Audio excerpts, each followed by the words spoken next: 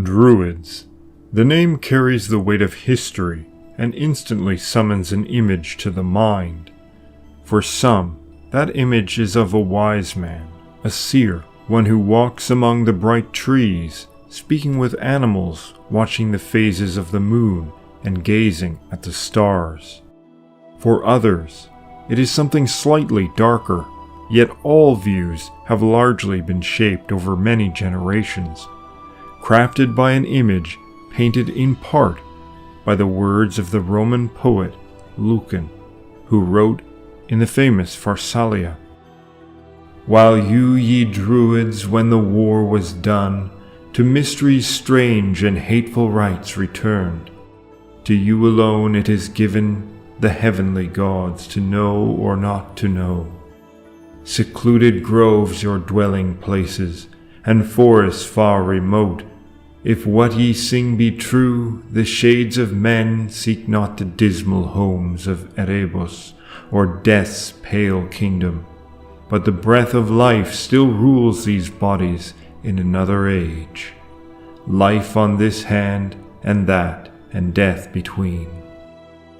But is this poetic image of the Druids accurate, or just Roman propaganda? What do we really know about their beliefs, their customs, and their origin? Compiling ancient and medieval sources, as well as utilizing archaeology and comparative analysis, we will take a journey into the past to discover the truth about the Druids.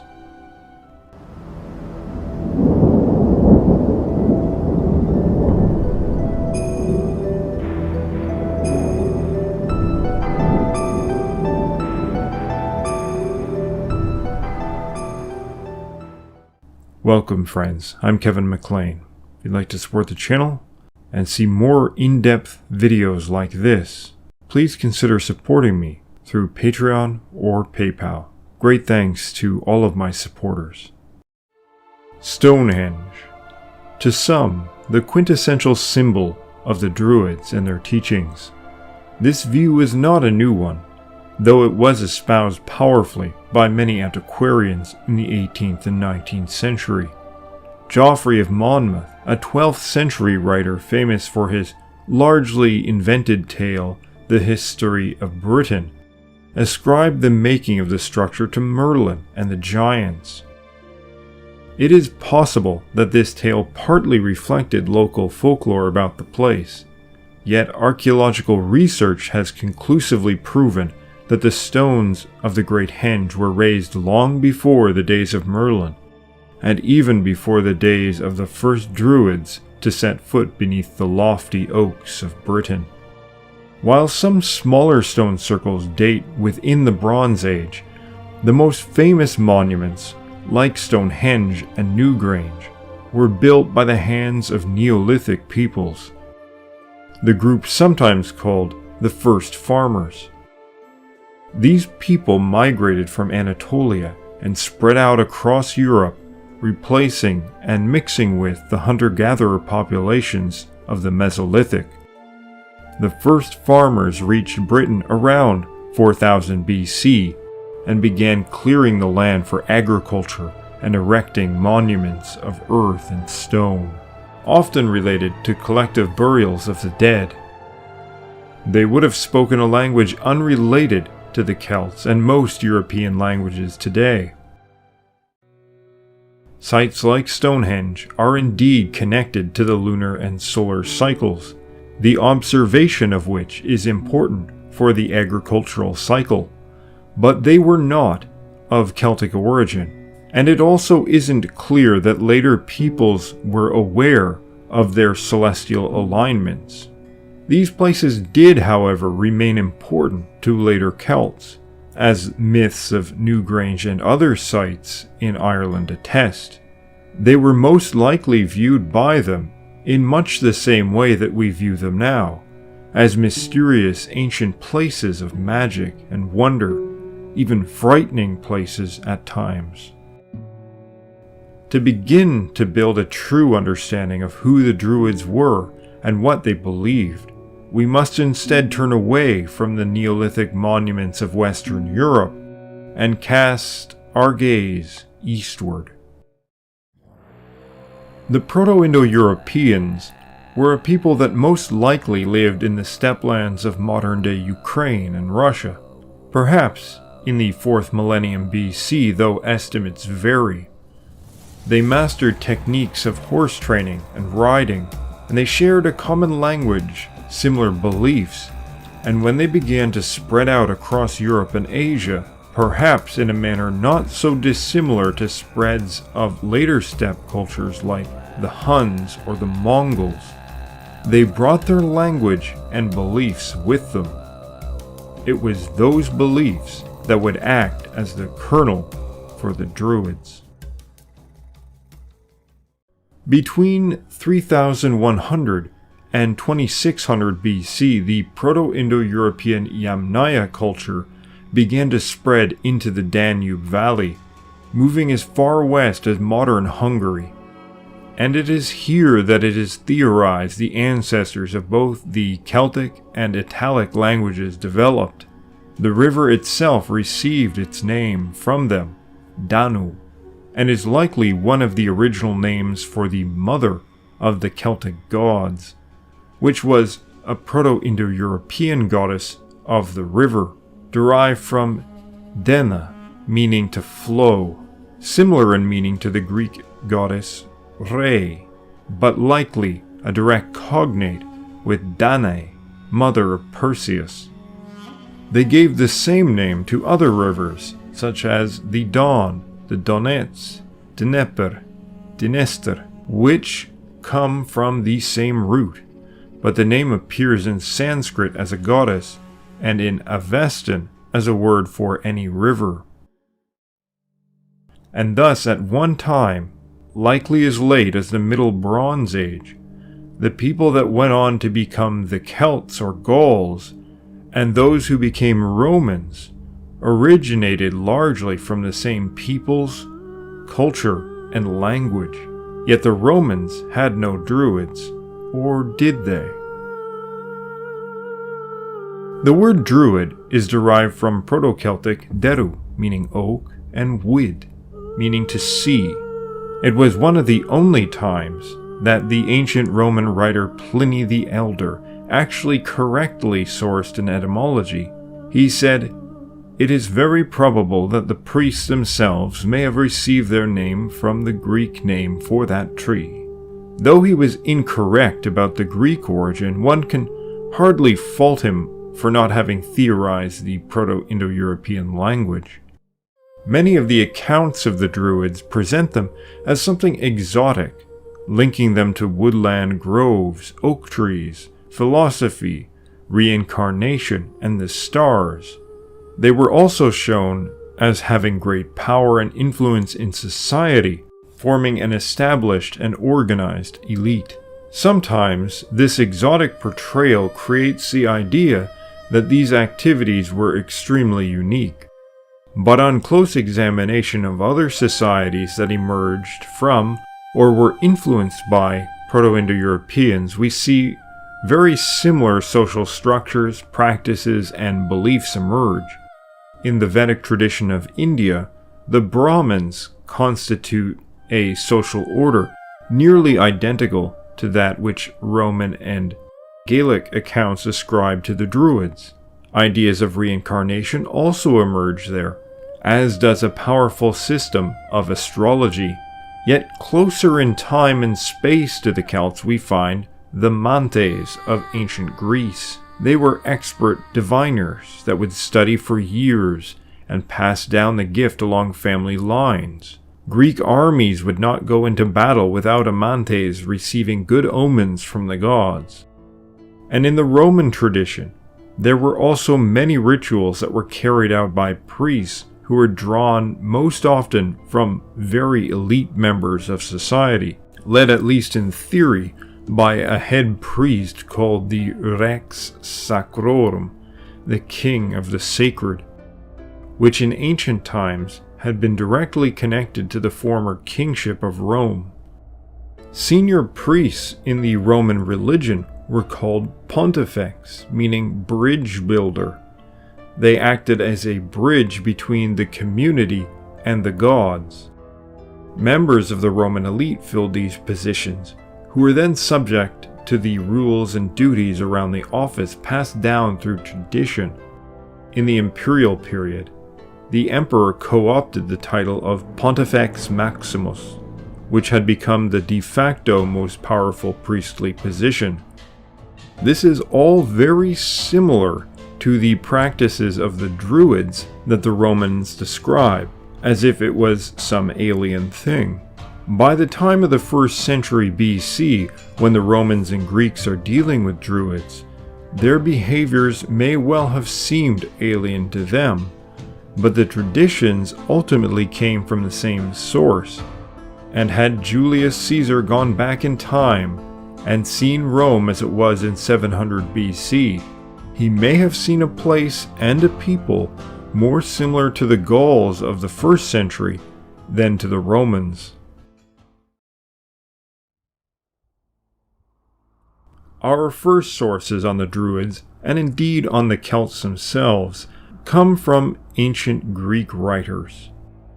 The Greeks had encountered and been in direct contact with the Celts for a very long time.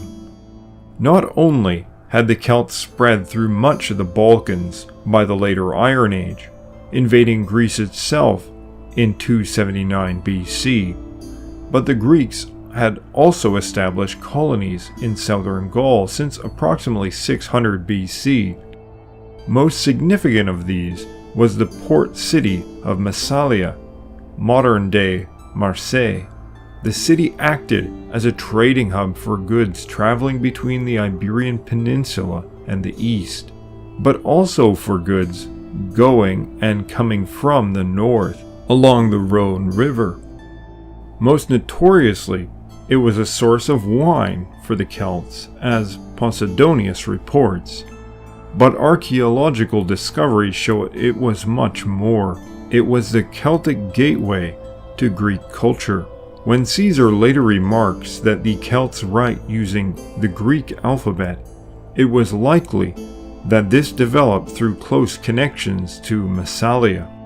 The nearby Celtic shrine of Rocupertus shows that they were not only adopting Greek writing, but also architecture, for unlike most Iron Age Celtic sanctuaries, this one employed realistic stone carvings, very likely of deities. They are depicted in a native Celtic fashion, but influenced by the stone carving tradition of the Greeks. The first Greek source that dealt with the subject of the Celts was Hecataeus of Miletus, who lived between 550 and 476 BC. He was instrumental in sparking the notion of writing detailed and more impartial histories in prose form. The more well-known Herodotus was strongly influenced by him. His work does not survive directly, but he was likely a source for Herodotus and is cited by the much later Diodorus Siculus. He says, quote, Hecataeus and certain others say that in the regions beyond the land of the Celts, there lies in the ocean an island no smaller than Sicily. This island, the account continues, is situated in the north and is inhabited by the Hyperboreans, who are called by that name because they live beyond the point whence the north wind blows. And the island is both fertile and productive of every crop, and since it has an unusually temperate climate, it produces 2 harvests each year. Moreover, the following legend is told concerning it. Leto gave birth on this island, and for that reason Apollo is honored among them above all other gods, and the inhabitants are looked upon as priests of Apollo, after a manner, since daily they praise the god continuously in song, and honor him exceedingly. And there is also on the island both a magnificent sacred precinct of Apollo and a notable temple which is adorned with many votive offerings and is spherical in shape. Furthermore, a city is there which is sacred to this god, and the majority of its inhabitants are players on the kithara, and these continually play on this instrument in the temple and sing hymns of praise to the god, glorifying his deeds. The Hyperboreans also have a language, we are informed, which is particular to them, and are most friendly towards the Greeks. They say also that the moon, as viewed from this island, appears to be but a little distance from the earth, and to have upon it prominences like those of the earth, which are visible to the naked eye. The account is also given that the god visits the island every 19 years, the period in which the return of the stars to the same place in the heavens is accomplished, and for this reason the 19-year period is called by the Greeks the year of Meton. At the time of this appearance of the god, he plays on this kithara and dances continuously in the night through the vernal equinox until the rising of the Pleiades, expressing in this manner his delight in his success. And the kings of this city and the supervisors of this sacred precinct are called Borides, since they are descendants of Boreas, and the succession to the position is always kept in the family. For some, this lengthy quote is the earliest information on the Druids and their celestial religion and practices. It is certainly possible that the general geography being referred to corresponds to, and is indeed intended to be, Britain. The reference to the god dancing during the night may also be reference to the northern lights. Yet there are significant problems. The first thing to note is that this is not a direct quote of Hecataeus, but a summary of ideas expressed about the Hyperboreans by Hecataeus and other writers who are not named specifically. Diodorus also prefaces this account by stating his intent to, quote, discuss the legendary account of the Hyperboreans, unquote. The Hyperboreans appear in Greek myth starting with Homer's Iliad, where they are placed in the region of Thrace. But as time went on, their location changed. Evidently, in the time of Hecataeus, it was fashionable to place them in Britain, or even in an island north of Britain. And later, after the Romans had conquered that area, they placed it in what is perhaps Shetland or Iceland, or the Faroe Islands. But these Hyperboreans, at least in this account, are not identical to the Celts. Indeed, Diodorus says that they were to be found north of the Celts, and thus greatly undermines a link to the Druids. Further, the quote mentions the Metonic cycle, but this excludes the possibility that Diodorus is faithfully quoting Hecataeus, because the Metonic cycle was discovered and named after his death, rather than an accurate reporting of Druids worshipping Apollo at Stonehenge. As some people have concluded in the past, what seems more likely is that we have a rough knowledge of Britain overlaid with entirely Greek myth. At least from the time of Pindar, Apollo was thought to travel to the land of the Hyperboreans, where he was worshipped, and where the sons of Boreas, the north wind, served as his priests.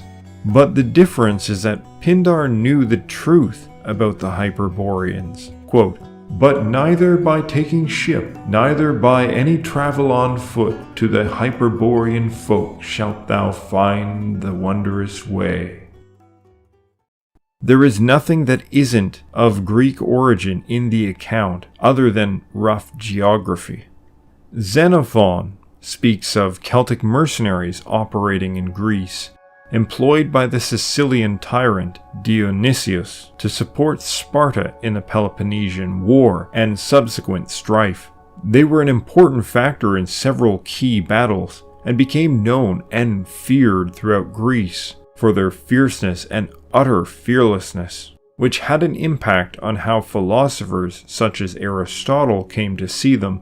Around this same time, we also have records from the treasury of Athens that they had in their possession numerous Celtic iron weapons, which were apparently highly valued by the Greeks of the 4th century. Yet the first direct mention of the Celts linked at all to their beliefs is made by the philosopher Aristotle. In his work, the Nicomachean Ethics, he states, but one who is fearless with excessive bravery, who fears nothing at all, not even earthquakes or waves, as they say of the Celts, has no name, as we have noted before in the case with many qualities, unless we call him mad or insensible. This fearless nature of the Celts comes up many times by various writers, separated by time and space, and as Julius Caesar believed, was linked to their specific religious notions and Druidic teachings in his Eudaimonian ethics. Aristotle expands a bit on this, saying, "No one is brave if he endures formidable events on account of ignorance, such as the madman who taunts thunderbolts, or if someone knows the dangers involved, but is carried away by reckless passion, as the Celts who take up arms against the waves." The warrior fury seems to have been very popular among the Celts, and it appears exemplified by the most famous Gaelic warrior, Cuchulainn, who, whenever he is losing a battle, asks his friends to incite him into a rage, from which he gains superhuman power. But there is another thing Cuchulainn does in myth: he marches against the waves. In a folktale about the Irish hero recorded by folklorist Jeremiah Curtin, Cuchulainn is forced, through warrior honor, into killing his own son. He laments the death greatly, and so that he will not vent his rage upon the community, the Druids bind him to attack the sea. He battles against the waves on the beach for 3 days, before finally weakening and the waves sweeping over him. In Gaelic myth, the sea is often representative of a boundary between worlds, between the land of the living and the dead. This battling the waves comes up again in Roman history in relation to the Emperor Caligula. He was said to have gathered together a large Gaulish army that set out from Lugh to conquer Britain, but instead they ended up having a mock battle against the sea near another site called Lugh. In Gaelic myth, the second battle of Muirthurad pits the gods against chaotic underworld forces called Fomorians, meaning those from beneath the sea. Lugh, the champion of the battle, specifically banishes them beneath the waves. There may well have been some ancient ritual that acted this out. So this small fragment may tell us something real about cultural practices, but unfortunately doesn't tell us anything directly about the Druids.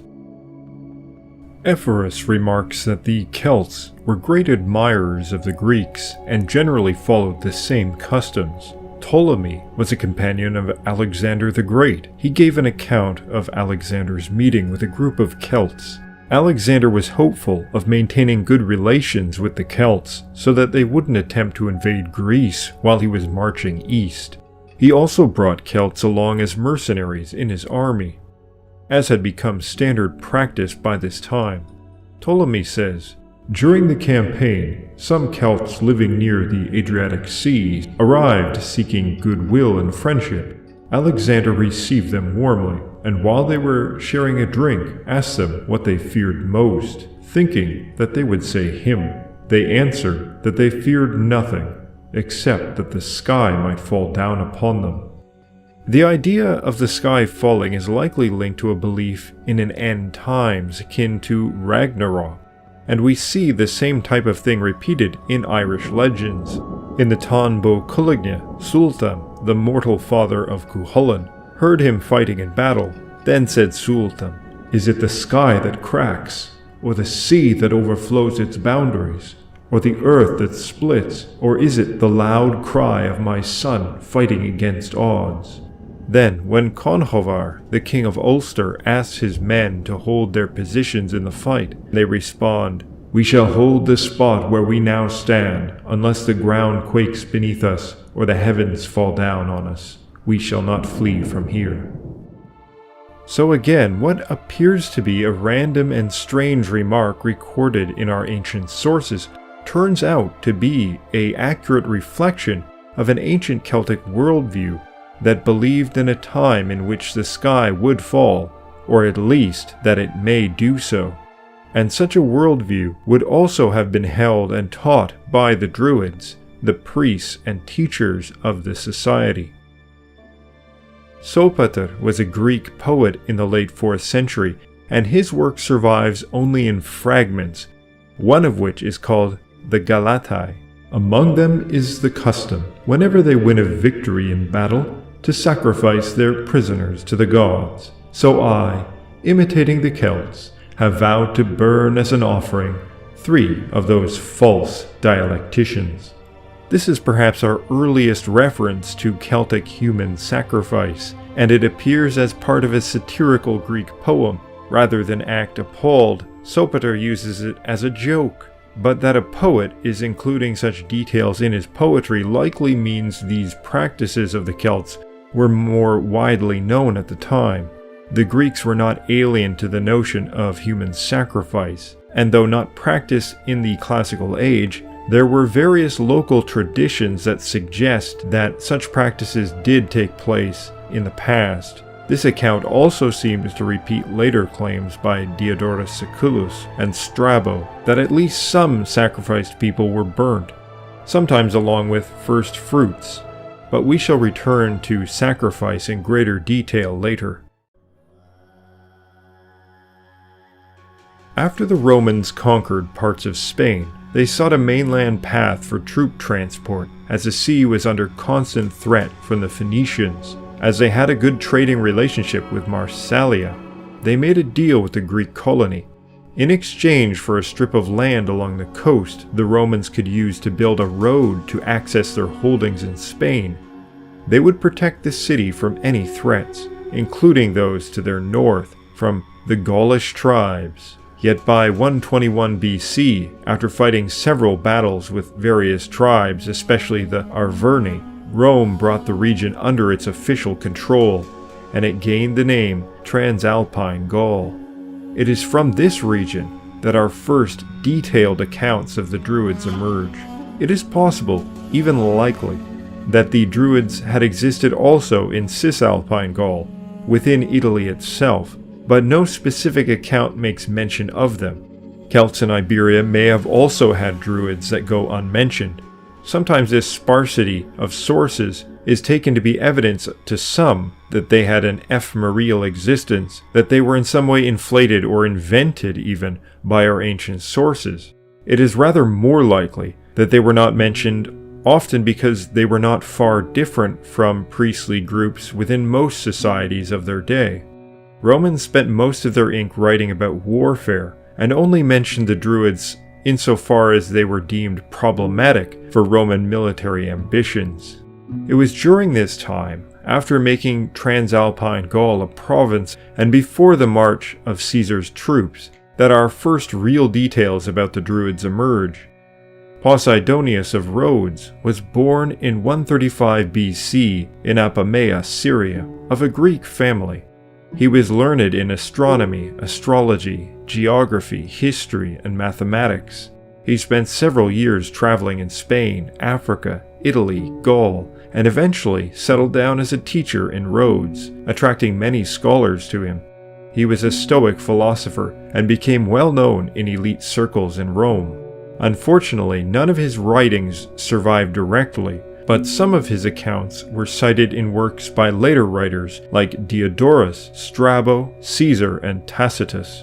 He most certainly traveled through Transalpine Gaul, but based on his surviving accounts, he may have traveled north as well, possibly as far as Britain. His insights prove invaluable to understanding the Druids because we know he was a serious scholar that was actually present there. He also has no known political motivations for misrepresenting what he saw. He writes extensively on the customs of the Celts in general, but gives a clear account of the Druids. Among the Gallic peoples, generally speaking, there are 3 sets of men who are held in exceptional honor: the bards, the vates, and the Druids. The bards are singers and poets, the vates, diviners, and natural philosophers, while the Druids, in addition to natural philosophy, study also moral philosophy. Diodorus Siculus repeats this claim with slightly more detail. Among them are also to be found lyric poets who they call bards. These men sing to the accompaniment of instruments which are like the lyres, and their songs may be either of praise or of obloquy. Philosophers, as we may call them, and men learned in religious affairs are unusually honored among them, and are called by them Druids. The Gauls likewise make use of diviners, accounting them worthy of high approbation. And these men foretell the future by means of the flights or cries of birds, and of the slaughter of sacred animals, and they have all the multitude subservient to them. The account of the classical authors are in exact accord with our medieval Irish sources. The bards of the Gaels were praise poets initially, but were also famous for eulogies, though in the later medieval period they had become more popular storytellers or performers. The Fili knew poetry, but were likewise concerned with memorization of rituals, laws, history, and acted as advisors and originally likely as seers. But the exact cognate to wates in Old Gaelic is fath, translated as seer or prophet, with various ancient kings identified with the title. The Druids loom large in Irish tales, and from the earliest sources in Ireland they perform the same roles as Posidonius describes. They observe the natural order and predict the future, interpret dreams, observe the stars and sky, and are sought in legal judgments and matters such as going to war. If the gods are sought, it is the Druids who perform a ritual to communicate with them. In an audience with the king, no one is to speak before the king, but the king may not speak before the Druid.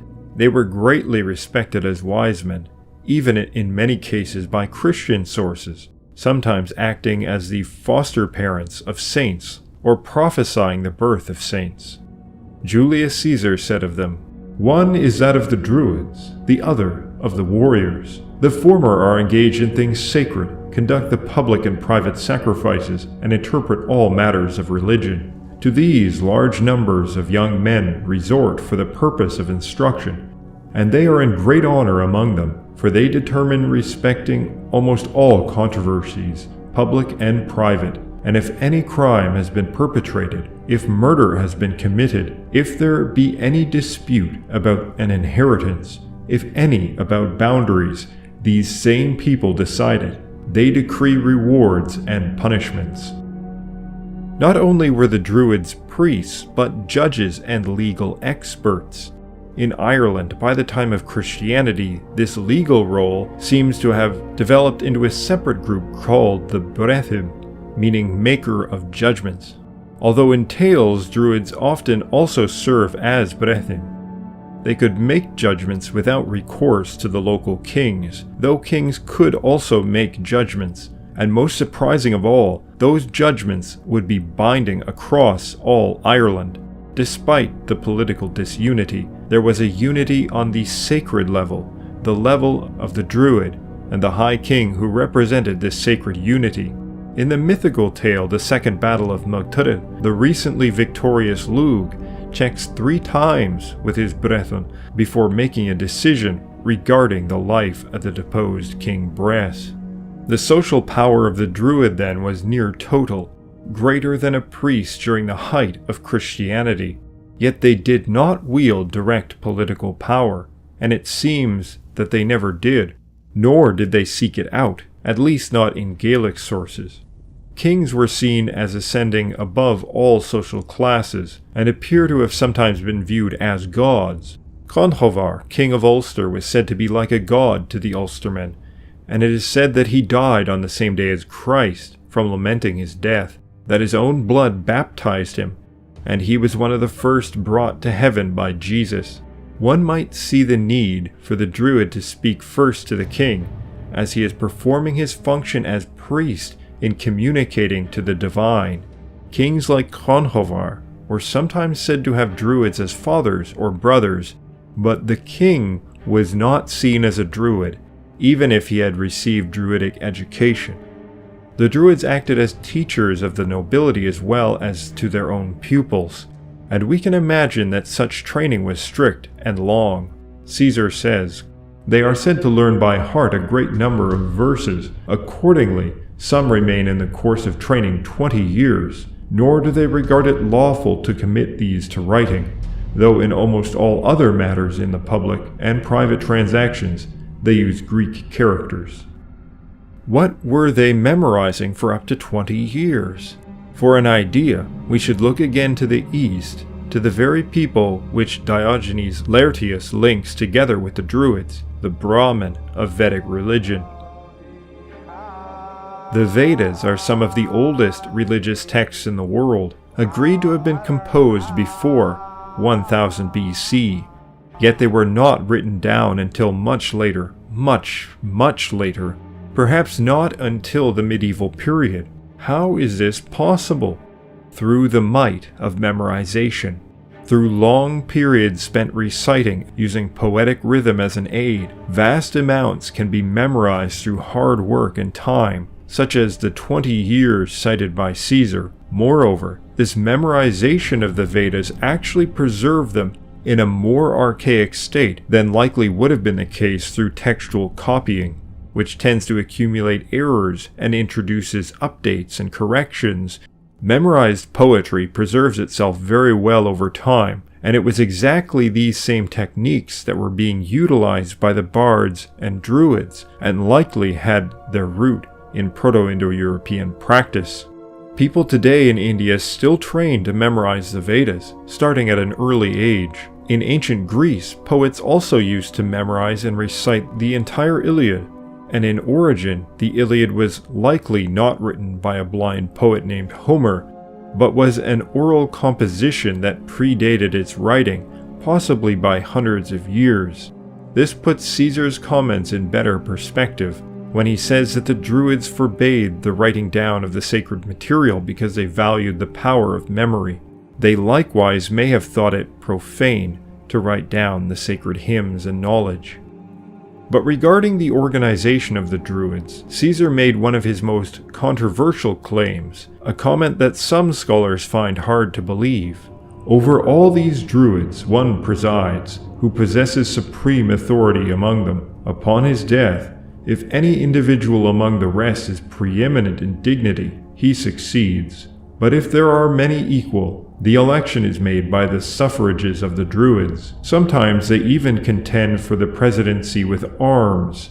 These assemble at a fixed period of the year in a consecrated place in the territories of the Carnutes, which is reckoned to be the central region of the whole of Gaul. Hither, all who have disputes assemble from every part and submit to these decrees and determinations.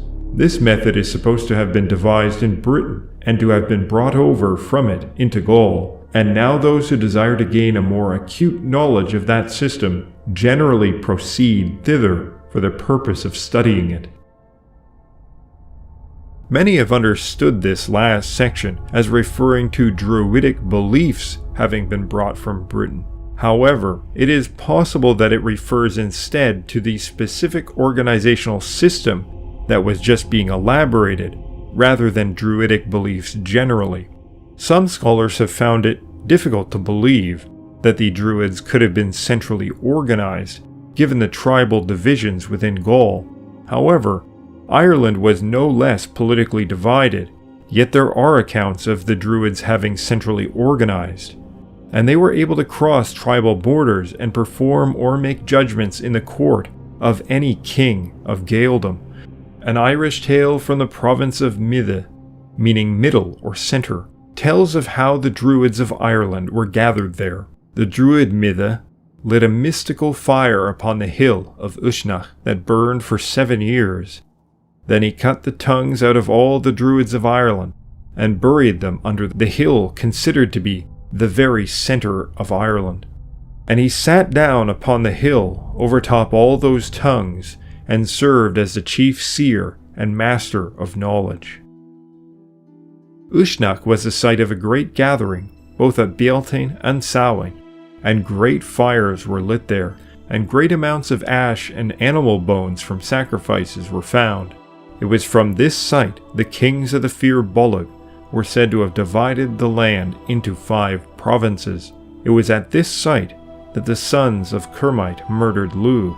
It was here also that Lugh Mac Tal was said to have created a magic fire that created 5 streams, and it was here in the tale of Mongan's prophecy that a great hail shower made the 12 chief streams of Ireland.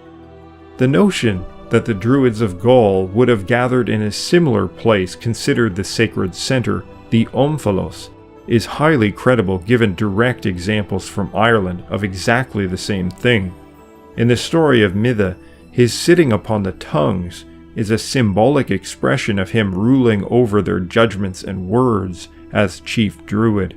Like Apollo must have his oracle in Delphi, like Beijing and the Temple of Heaven must be located at Tianmen, the Gate of Heaven, so too the great Druid must be present in the center to divine the knowledge of heaven at the central pole. Unlike in Ireland, however, Gaul had apparently gotten rid of kings, and this changed the social dynamic, possibly making the role of the Druid even more powerful.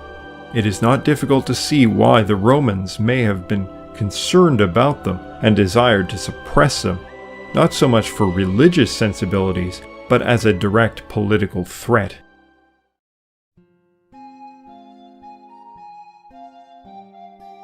There are some who say the study of philosophy had its beginning with the barbarians. They urge that the Persians had their Magi, the Babylonians or Assyrians their Chaldeans, and the Indians their Gymnosophis. And among the Celts and Gauls there are the people called the Druids, or the Holy Ones. Of the teachings and the study conducted by the Druids, the Stoic philosopher Posidonius identifies two different strains: moral philosophy, precisely Ethica Philosophia, the study or love of wisdom, of ethics, and natural philosophy, Physiologia, the ordering of nature, which gives us the word physics today. Tullius Cicero also uses the same word, saying, "For I knew one of them, a Druid myself, Davidicus, the Aeduan, your guest and eulogist. He claimed to have that knowledge of nature which the Greeks call physiologia." Diodorus Siculus says, "They have philosophers and theologians who are held in much honor and are called Druids." So our sources are very consistent in stating that the Druids were engaged in practices of the same kind ascribed to men like Aristotle or Posidonius himself. Unfortunately, they do not tell us at any great length what their beliefs were in this regard, but they do not belittle them, which suggests that they didn't find them particularly foolish. However, we do get echoes of this belief, and we can compare this to Irish sources. Diogenes Laertius says, "As to the Gymnosophis and the Druids, we are told that they uttered their philosophy in riddles, bidding men to reverence the gods, to abstain from wrongdoing, and to practice courage."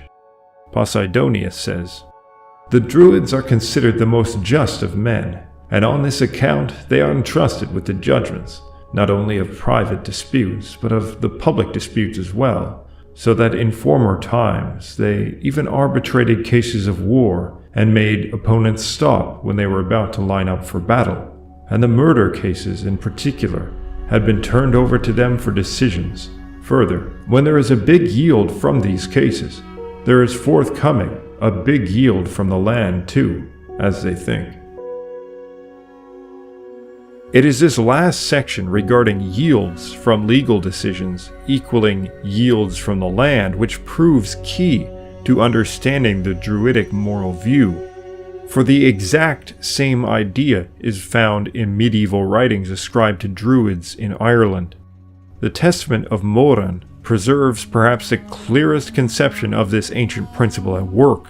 Moran is a legendary lawgiver, originally a god of law, said to be one of Lugh's servants.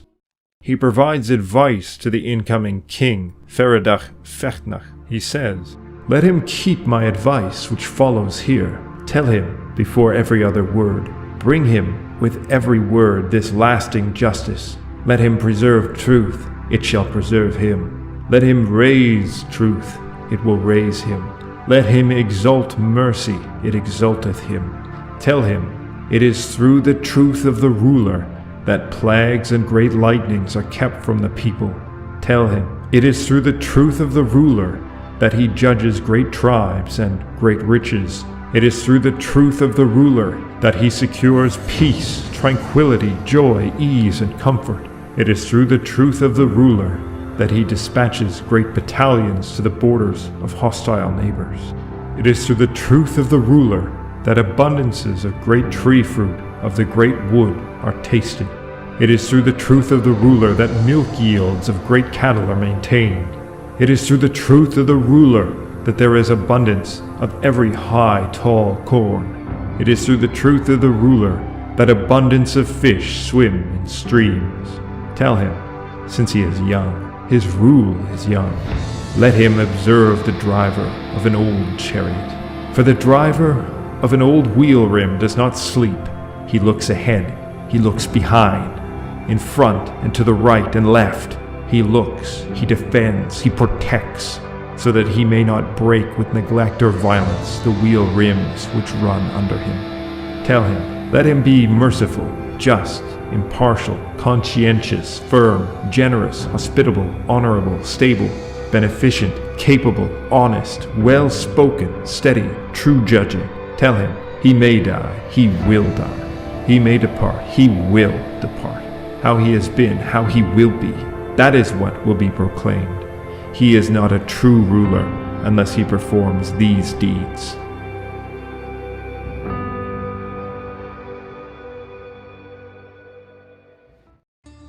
We get identical sentiments from the poem of The Advice to a Prince from the Book of Leinster by Tag O'Donoghue.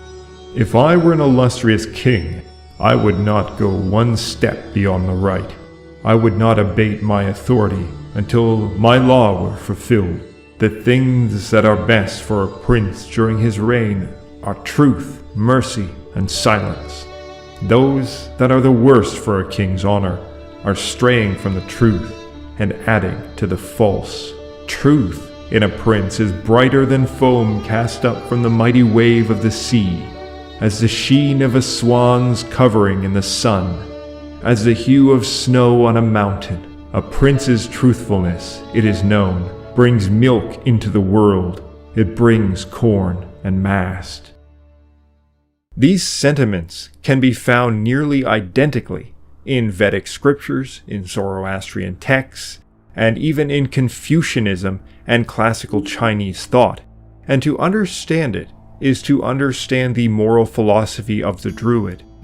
If there is a good judgment made, the land will provide increase, just as Posidonius reports, because truth has been upheld.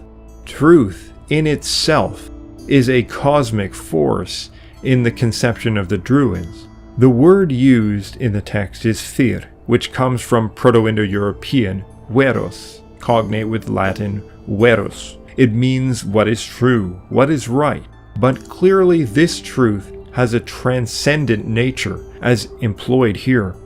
It is a core principle of the cosmos. Truth is the right ordering, the proper arrangement. It is the fulfillment of the will of the cosmos.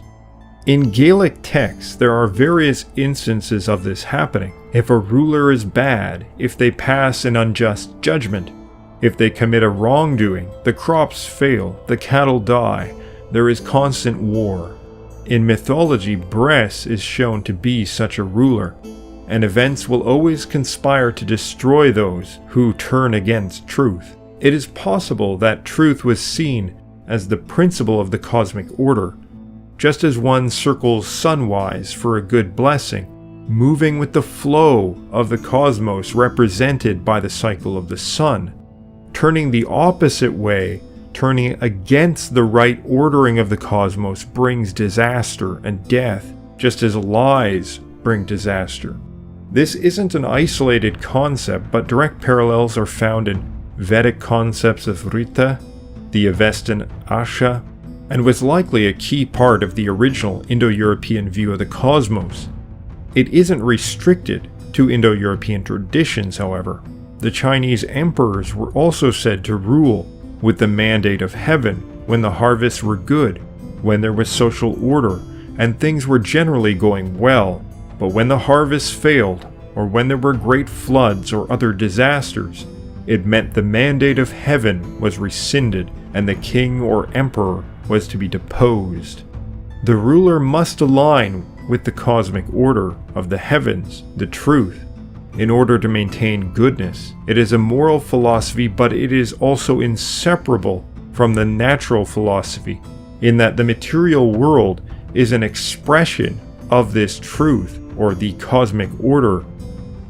There is also a sense of this truth and order expressed through the ordering of society. Each son should follow the craft of the father, furthering it, perfecting it, and finding his place in the social order. Let the carpenter's son follow the adze, to fashion a board aright. Let the smith's son take to coal, 'tis his due to follow in the calling of his family, says Tag O'Donoghue. There also seems to be a heavenly god associated with nearly every major social function of the old Iron Age Celtic social order. In modern Scottish Gaelic, the name for a blacksmith is Glóin, but also Gloivnew, the smith god. The name implies that the son follows the father, and that this is the way of order and rightness, but it also expresses the god is directly linked to the skill of the craftsman, and that by embodying the craft, they embody the god. We can perhaps see a manifestation of this moral philosophy in the Gaelic Christianity to follow. The hagiographies of many saints show them having been children of Druids, prophesied by Druids, or raised by Druids. Even significant figures like Bridget. The Druids were feared by the early Christians, and St. Patrick's Lorica clearly demonstrates this. They were believed to possess great magical powers, which might be directed against Christians, for which prayers were needed to protect oneself from. Yet conversely, they were also greatly respected, not only as ancestors, but as wise men and prophets, who were quite often depicted by Christians as upholding high moral standards.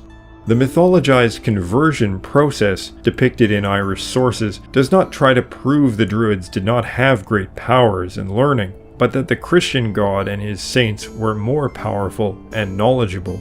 Often these tales end with the Druid being converted once he is shown to be incorrect or to have been outdone in some magical feat. And the reality might not have been so far different due to a core principle of upholding the truth. In the colloquy of the two sages, it is demonstrated that if the chief sage was shown to be in error, he was obliged to step down from his position. But this did not only apply to sages or druids, but also even to kings. If the high king was shown to make a false judgment, he may be pressured to step down. This character of the Druids is not only the feature of tales, but can be seen through actual history. As Thomas MacLachlan said in his work of the early Scottish Church, "There is one feature about this ancient superstition which is worthy of being recorded with approval. It was free of intolerance. There is no record of any British missionary ever having been a martyr. The paganism of civilized Rome had its thousands of victims among the early Christians.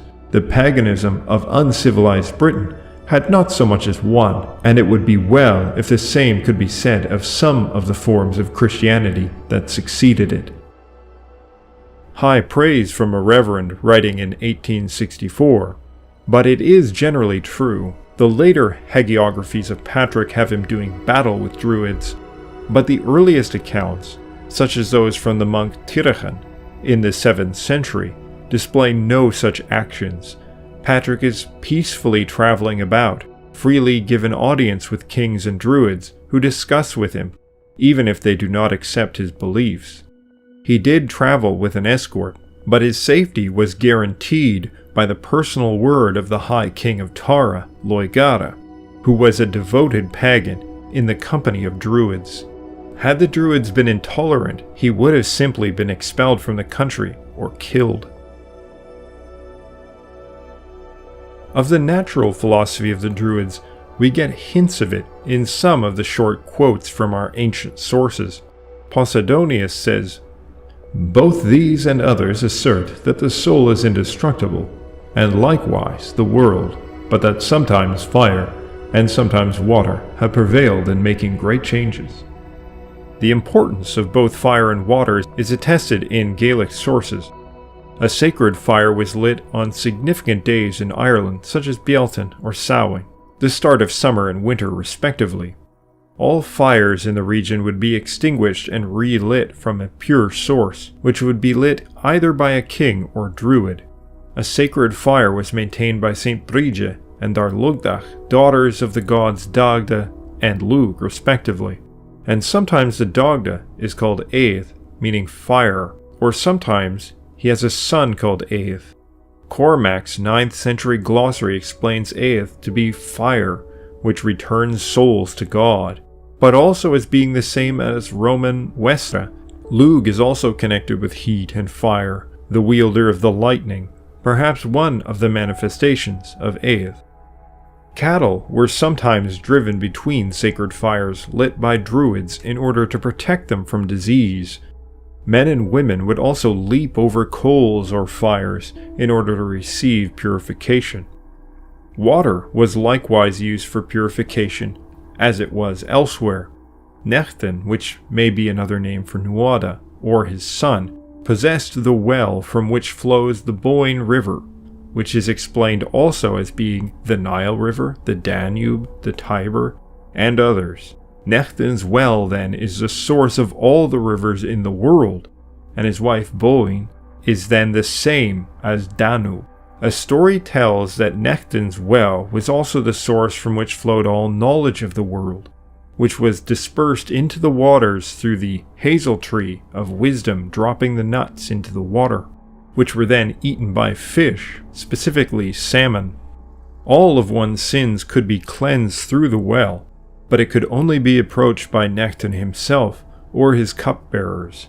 If one violated the well, it would bring destruction. Water was also seen as a boundary between this world and the other world.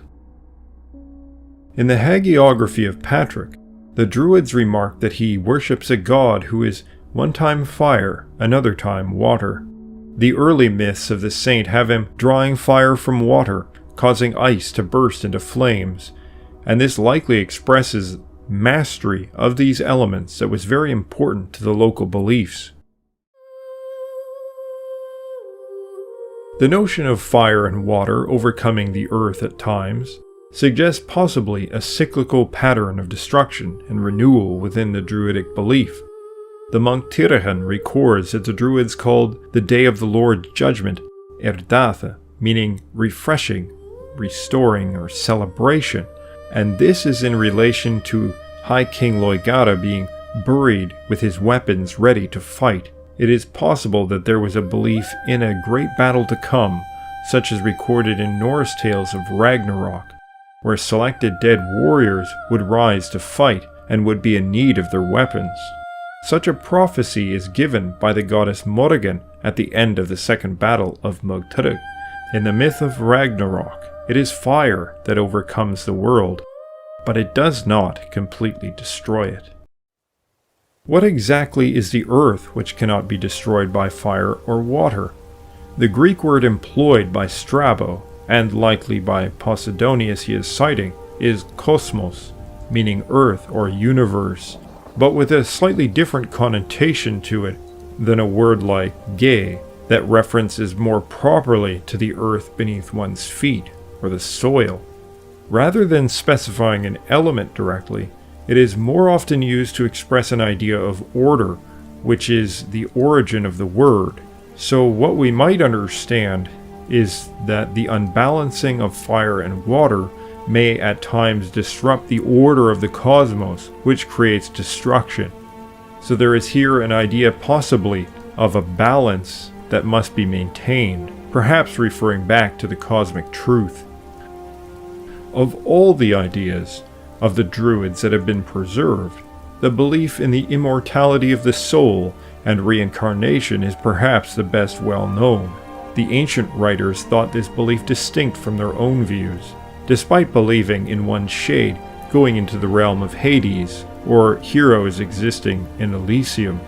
The word used by Strabo is suche, which is likely close to what we think of as soul today, someone's principal essence, the force that grants life and consciousness, and is used as early as Homer to describe also one's essence or ghost after death, and so the distinction isn't clear.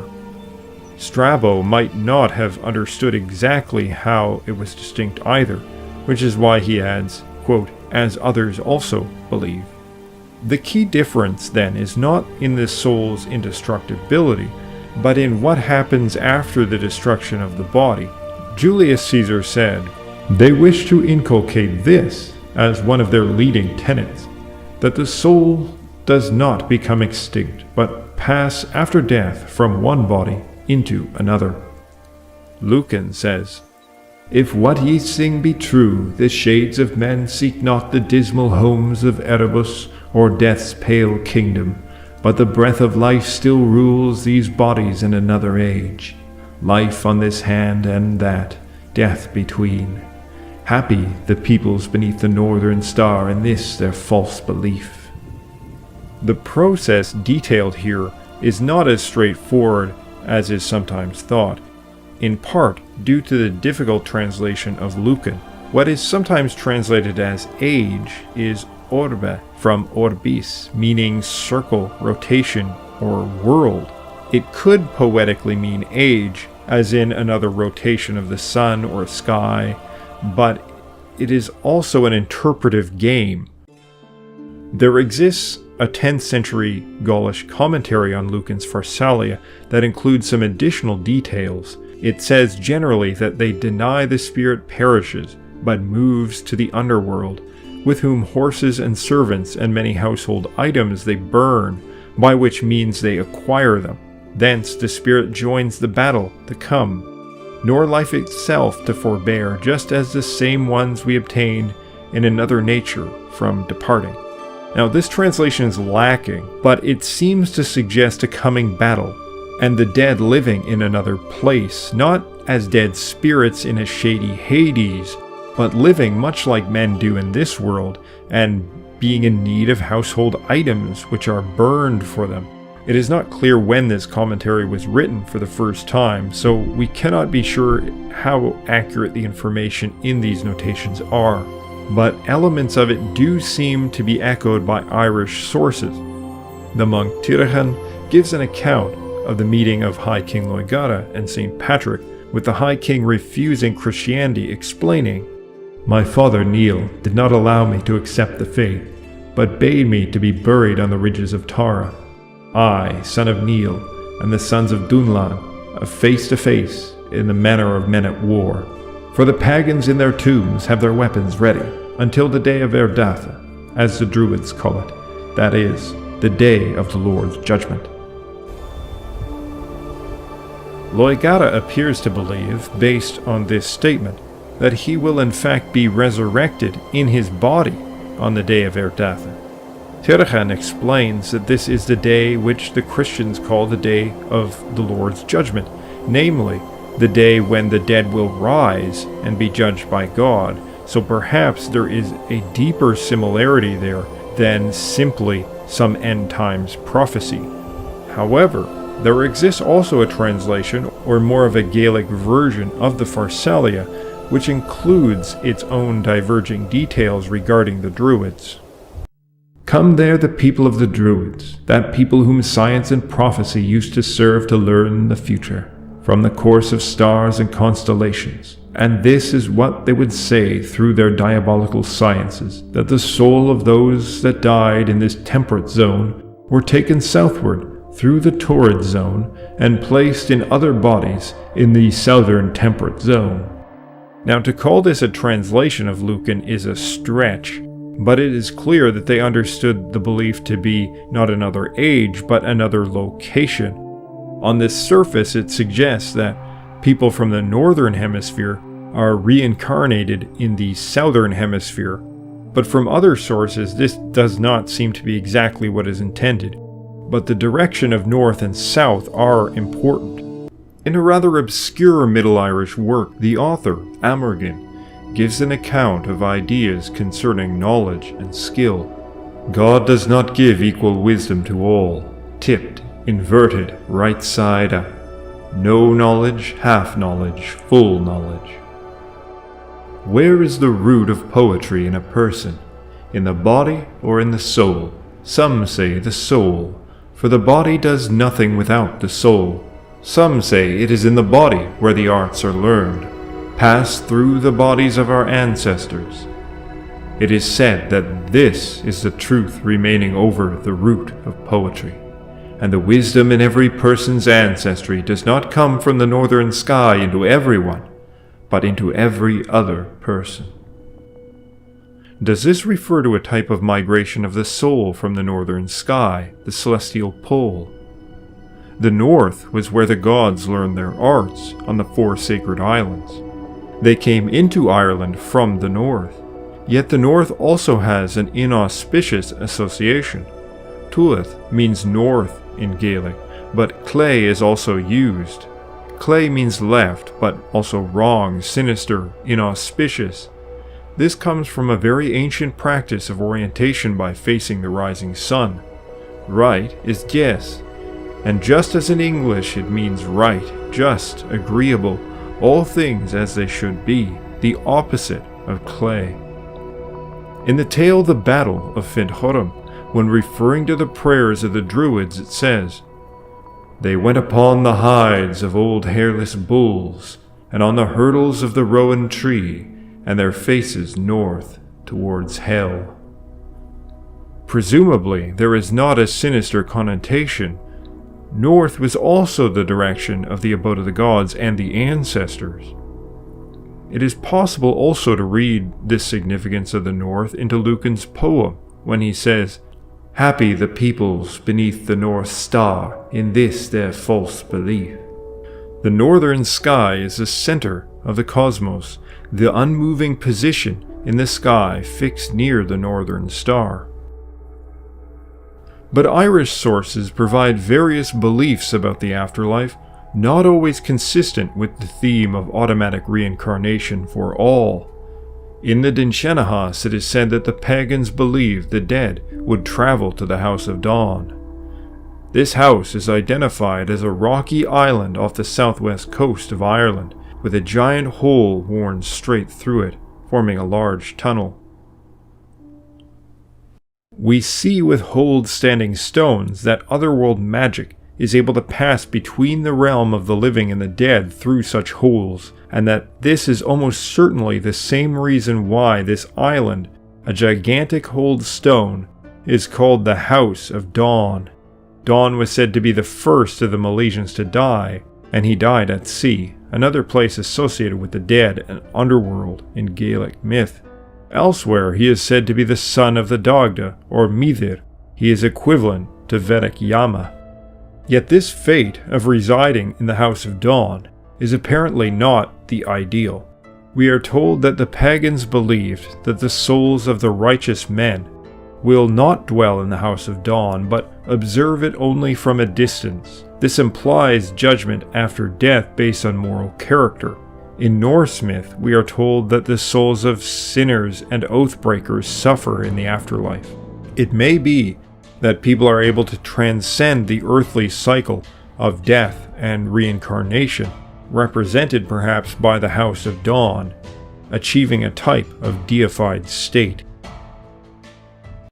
In the tale of Mongan, Manannan, the god of the sea and blessed isles, acts as an agent of reincarnation, serving as the father of Mongan, who is revealed to be the reincarnation of Finn McCool.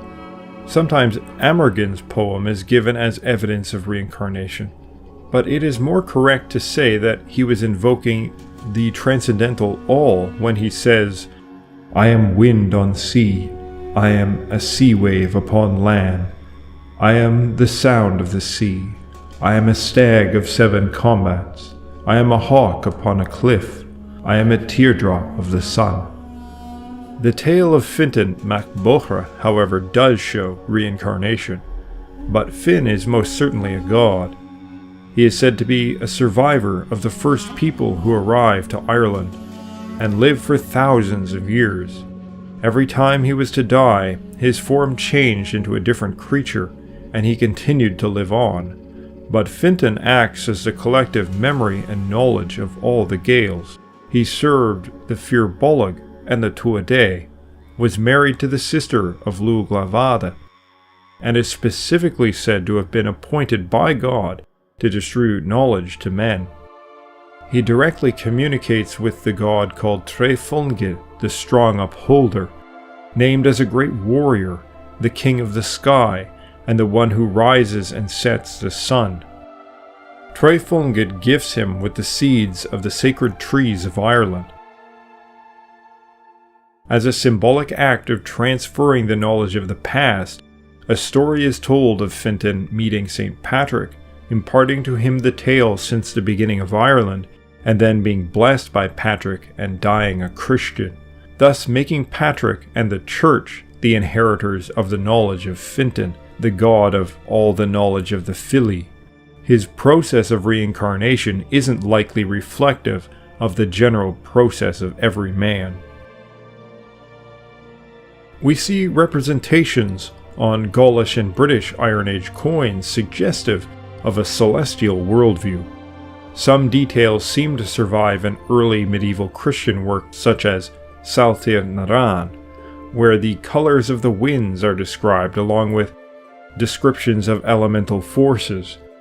It is impossible to deal with all examples here, but worth mentioning is the gold hats of the Urnfield culture. Studies suggest, at least in the case of the Berlin example, that the hat reflects a solar-lunar calendar. These hats of similar design have been found in Germany, France, Ireland, and Spain, and are of Proto-Celtic origin. They would have been worn by religious elite, and it's hard to think of any other group during that period more suited to these hats than the Druids. In Coligny, not far from the city of Lugh, modern-day Lyon, was found a Gaulish calendar which can be reconstructed in full detail. It is lunisolar, dating sometime within the 2nd century AD. Such a detailed calendar could only have been produced by part of an intellectual elite, and was almost certainly the work of Druids, or those in Gaul who had carried on the knowledge of Druids. The calendar began with the month of Samnios, Old Gaelic Saurid, summer. 6 months later is Giamnios, meaning winter, in Old Gaelic Gaurid. The order and the months that these refer to is debated and will not be discussed at length here, but there is certainly correspondence to the periods known from Gaelic and Welsh, and show a high degree of sophistication in the development of the calendar, the result of lengthy study of the celestial movements. Pliny the Elder records that the Druids maintained a calendar that was set to a 30-year cycle, and calculated the start of the day with the onset of night. Julius Caesar says, "For that reason they compute the division of every season, not by the number of days, but of nights. They keep birthdays and the beginnings of months and years in such an order that the day follows the night." Pliny also says that the 5th day of the moon, the day which is the beginning of their month and years, as also of their ages, which with them are but 30 years. This day they select because the moon, though not yet in the middle of her course, has already considerable power and influence. Since Pliny has been dragged in, it would be good to mention a bit about Druidic plant lore, as he is most famous for telling this story about mistletoe. We will look at the rituals shortly, but the Druids appear to have been very closely tied to the knowledge of plants. They are, after all, named after the oak tree, but in Gaelic lore they also possessed knowledge of herbs, although no specific tale of mistletoe. In the ancient Gaelic writing system Ogham, each marking or letter is named for a type of tree, and there are poems in Welsh and Gaelic devoted to types of trees and their associations. Dian Cecht, the Gaelic god of medicine, was said to be able to heal any injuries unless the back was broken or the brain cut out. He killed his son Miach for regrowing a new arm for Nuada, And from Miach's grave grew the 365 medical herbs. But then Diancecht mixed them up and hid them amongst the other plants, so that now only through the wisdom granted by the Holy Ghost, at least according to the Christian preserved tale, is one able to know what the use of all these herbs are. Nuts, especially hazelnuts, are linked to the obtaining of wisdom, but it may have originally been the case that it was the acorn. From the medieval commentaries on Lucan's Pharsalia, it was said that the Druids used to eat acorns and then utter prophecies. The oak tree was especially sacred to them and linked to the god of sky and thunder. A burial in Colchester, Britain, may be of a Druid. The individual was buried with a board game, with containers of medical herbs, medical tools, and what may be divination rods. Ultimately, it's impossible to say if this person was a Druid, but Druids did practice medical arts among other skills. Ammianus Marcellinus says in his work The Roman History, written in the 4th century, "The study of the liberal arts flourished, having been first introduced by bards and eubages and the Druids. Between these two came the Druids, men of loftier genius, bound in brotherhoods according to the precepts and examples of Pythagoras, and their minds were elevated by investigations into the secrets and sublime matters, and from the contempt which they entertained for human affairs, they pronounced the soul immortal."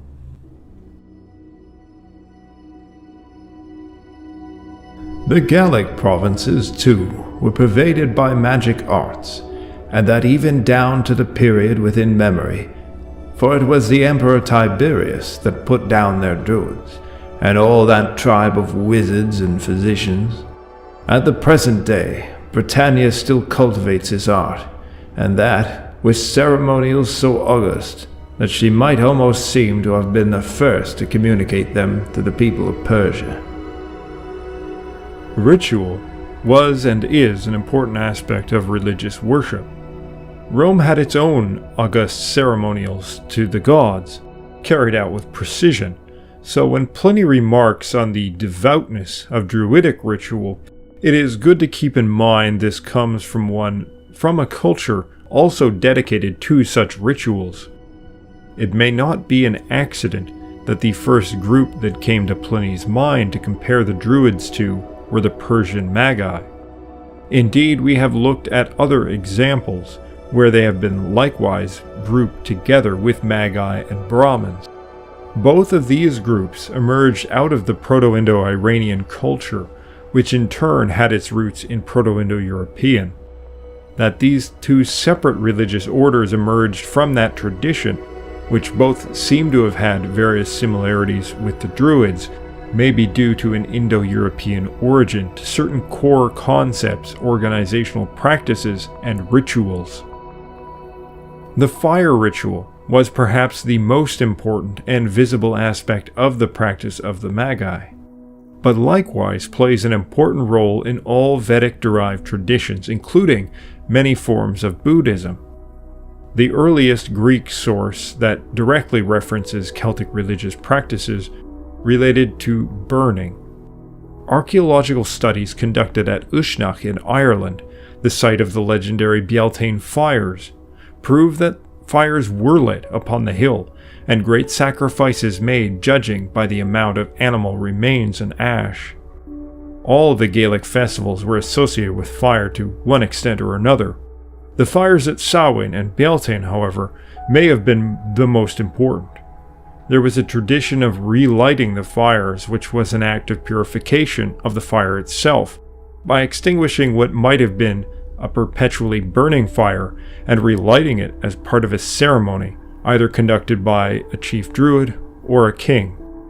Unlike some modern reinventions of these events, the ceremony itself was likely a very serious religious affair, requiring ritual silence and purification of participants.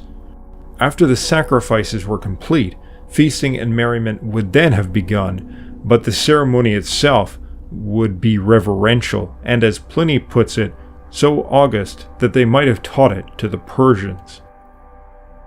Perhaps the most famous ritual recorded about the Druids was one from Pliny the Elder.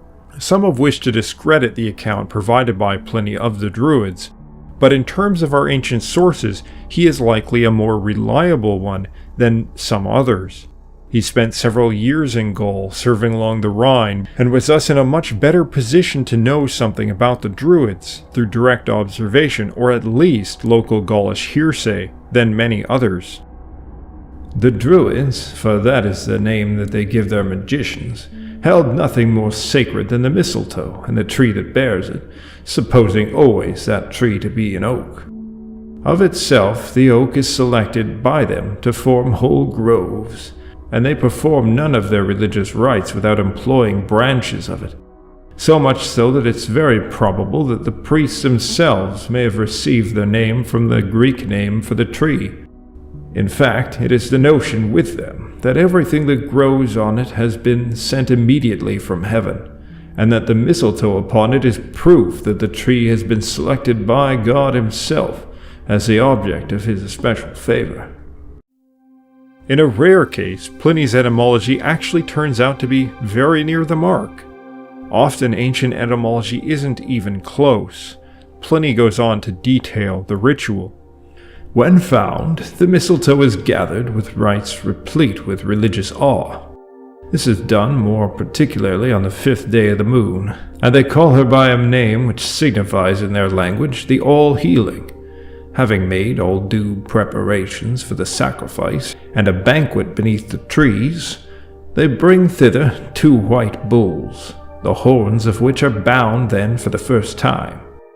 Clad in white robes, a priest ascends a tree and cuts the mistletoe with a golden sickle, which is recovered by others in a white cloak.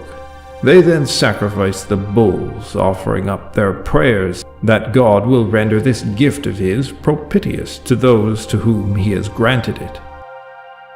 Pliny's account of the ritual is credible, not because we should always accept what an ancient writer says, but because his account is in accordance with all other evidence we have. The significance of the lunar phase is common to nearly every ritual tradition, including the Romans. White bulls were sacrifices to deities in the Indo-European tradition, and Roman Jupiter was in several instances specifically sacrificed to white bulls. The white color of the animal represents a heavenly as opposed to a chthonic deity. The white robes of the Druids are also a reflection of purity and heaven, and most priests in Indo-European traditions wear white. Persian, Vedic, Slavic, and Roman. Even the element people find most outlandish, the cutting of the mistletoe, is believable. If the tree is sacred to the god, and the mistletoe sent from God, then it must be handled in a way completely free of contamination. Iron is a metal that corrodes, it isn't pure. Gold does not corrode, though it is also possible that bronze or copper was used. In a poem from the Book of Leinster, the bard Tag O'Donoghue says, "Bronze is best of all the materials. Though it go astray, it will not take rust." The Druid is perhaps reluctant to touch the heaven-sent mistletoe with his hand and risk contaminating it, or else afraid of damaging it whilst trying to get it down from the tree, and so it is caught in a white robe, again the color of purity. The bulls are then sacrificed, and a typical sacrificial meal is had in honor of the god within his sacred oak grove. But we have also the more dark and mysterious description of these groves from Lugh, which, perhaps because of their mysterious nature, have become the common view of what these groves were like. There stood a grove, which from the earliest time no hand of man had dared to violate, hidden from the sun, its chill recesses matted boughs entwined, prisoned the air within. No sylvan nymphs here found a home, nor Pan, but savage rites, and barbarous worship, altars horrible on massive stones upreared. Sacred with blood of men was every tree, If faith be given to ancient myth, no fowl has ever dared to rest upon those branches, and no beast has made his lair beneath. No tempest falls, nor lightnings flash upon it from the cloud. Stagnant the air, unmoving, yet the leaves, filled with mysterious trembling, dripped the streams from the coal-black fountains, effigies of gods, rude, scarcely fashioned from some fallen trunk, held the mid-space, and pallid with decay their rotting shapes struck terror. Those do men dread most, the god unknown. 'Twas said that caves rumbled with earthquakes, that the prostrate yew rose up again, that fiery tongues of flame gleamed in the forest depths, yet were the trees unkindled, and that snakes in frequent folds were coiled around the trunks. Men flee the spot, nor dare to worship near, and even the priests, or when bright Phoebus holds the height, or when dark night controls the heavens, in anxious dread draws near the grove and fears to find its lord.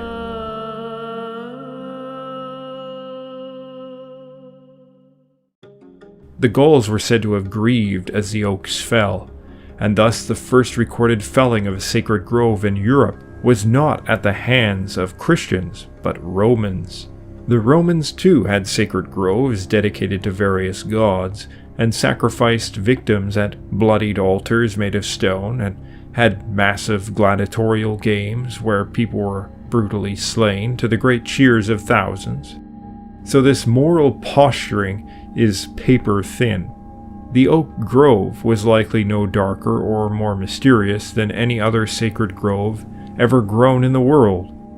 Pliny likewise described just such a sacred grove, and does not characterize it in this way at all. According to his account, a sacred feast was had in the grove, which would have had members of the community participating. This is especially damning evidence that Lucan is lying in his details, because both writers were contemporary. However, such places being held as holy likely were approached with care and respect. Tacitus records what was likely a similar grove in Germania, and in this regard, and many others, the Germanic and Celtic practices were likely not so different.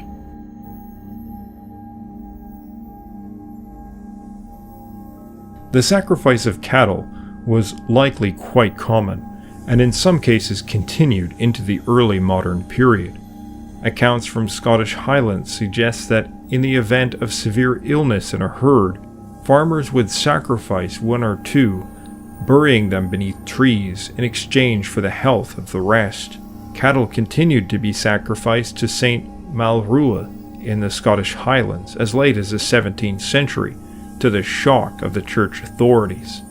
This was done at festivals in August that also involved visiting wells and old shrines, circling around them sunwise, and also hosting fairs and competitive games in honor of the saint, things that very likely carry on the traditions of Lunasa. Bull sacrifice is also recorded in the legend of King Conaramor. A sacrifice is made of a bull, and a ritual consumption of its meat was specially administered to someone, who would then sleep upon the bull's hide and enter into a dream. That dream was thought to be given by the god, and would be interpreted by Druids, in the case of this story, as to who would be the next king. There was also a tradition of making offerings into water, or into the earth. The Gaelic tales of water see it as a boundary between worlds, with the underworld often represented as being across or beneath the water, and so it might have been a medium through which one could make an offering into the realm of the spirits. There is also some indication, both archaeological and textual, that supports the use of a meditative posture and meditative practices, seated with legs crossed, such as is done in Buddhism. Meditation is referenced in old Irish sources not only by druids or saints, but also by warriors. Cuchulainn was said to meditate in the snow, causing the snow to melt all around him. These forms of meditation frequently are depicted generating heat, with various saints meditating within ice water and able to make the whole pond or lake warm through their meditation. It is also possible that various trips into the other world are in some sense poetic description of astral travel. From folktales regarding werewolves, and even direct accounts from saints, such as Adamnan, we know that there was such a practice. In the case of Saint Adamnan, he specifically said his spirit traveled outside his body and journeyed into heaven and hell. Our ancient and medieval sources are all agreed that the Druids practiced magic. That is, they attempted to create outcomes either through invoking powers of gods or through their own mental force. Diodorus says, "These men stepped forth between them and caused them to cease, as though having cast a spell over certain kinds of wild beasts." Tacitus says, "All around the Druids lifting their hands to heaven and pouring forth dreadful imprecations scared our soldiers by the unfamiliar sight, so that, as if their limbs were paralyzed, they stood motionless and exposed to wounds." End quote. The Druids declared, with their prophetic utterances of an idle superstition, that this fatal conflagration was a sign of the anger of heaven, and portended the universal empire of this transalpine nation. Pliny refers to them as magicians, and in Latin writings on the pagan priests of the Picts, they are called magi as well. In the Gaelic myth of the Second Battle of Magturg, Lugh asks his Druids what they will do in the battle. They say, "We will bring showers of fire upon the faces of the Fomoira, so that they cannot look up, and the warriors contending with them can use their force to kill them." The mythical account and the historical account are eerily similar. The Roman account also has the implication that not only did the Druids profess to have these kind of powers, but that they actually worked. The creation of fear and awe was thought to be magic, just as music's ability to invoke emotion and mental states was a form of magic. But the powers ascribed to them in Irish sources go beyond even awe and fear. They were thought to be able to summon the rains and storms, to bring the sun, and most especially to lay curses upon people that would ruin them. The magic of the Druids was never denied by early Christians. Some of this may be reinterpretation of ritual. The Druids likely conducted ritual sacrifices to help ensure good weather or rain as the situation required, as did many pagan priests and later Christian saints.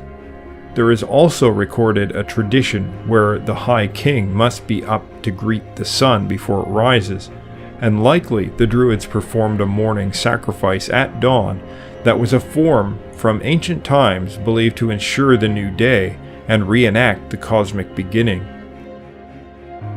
The curse of a Druid was thought lethal and greatly feared. In a prayer by St. Patrick, protection is sought against the magic of Druids, blacksmiths, and witches.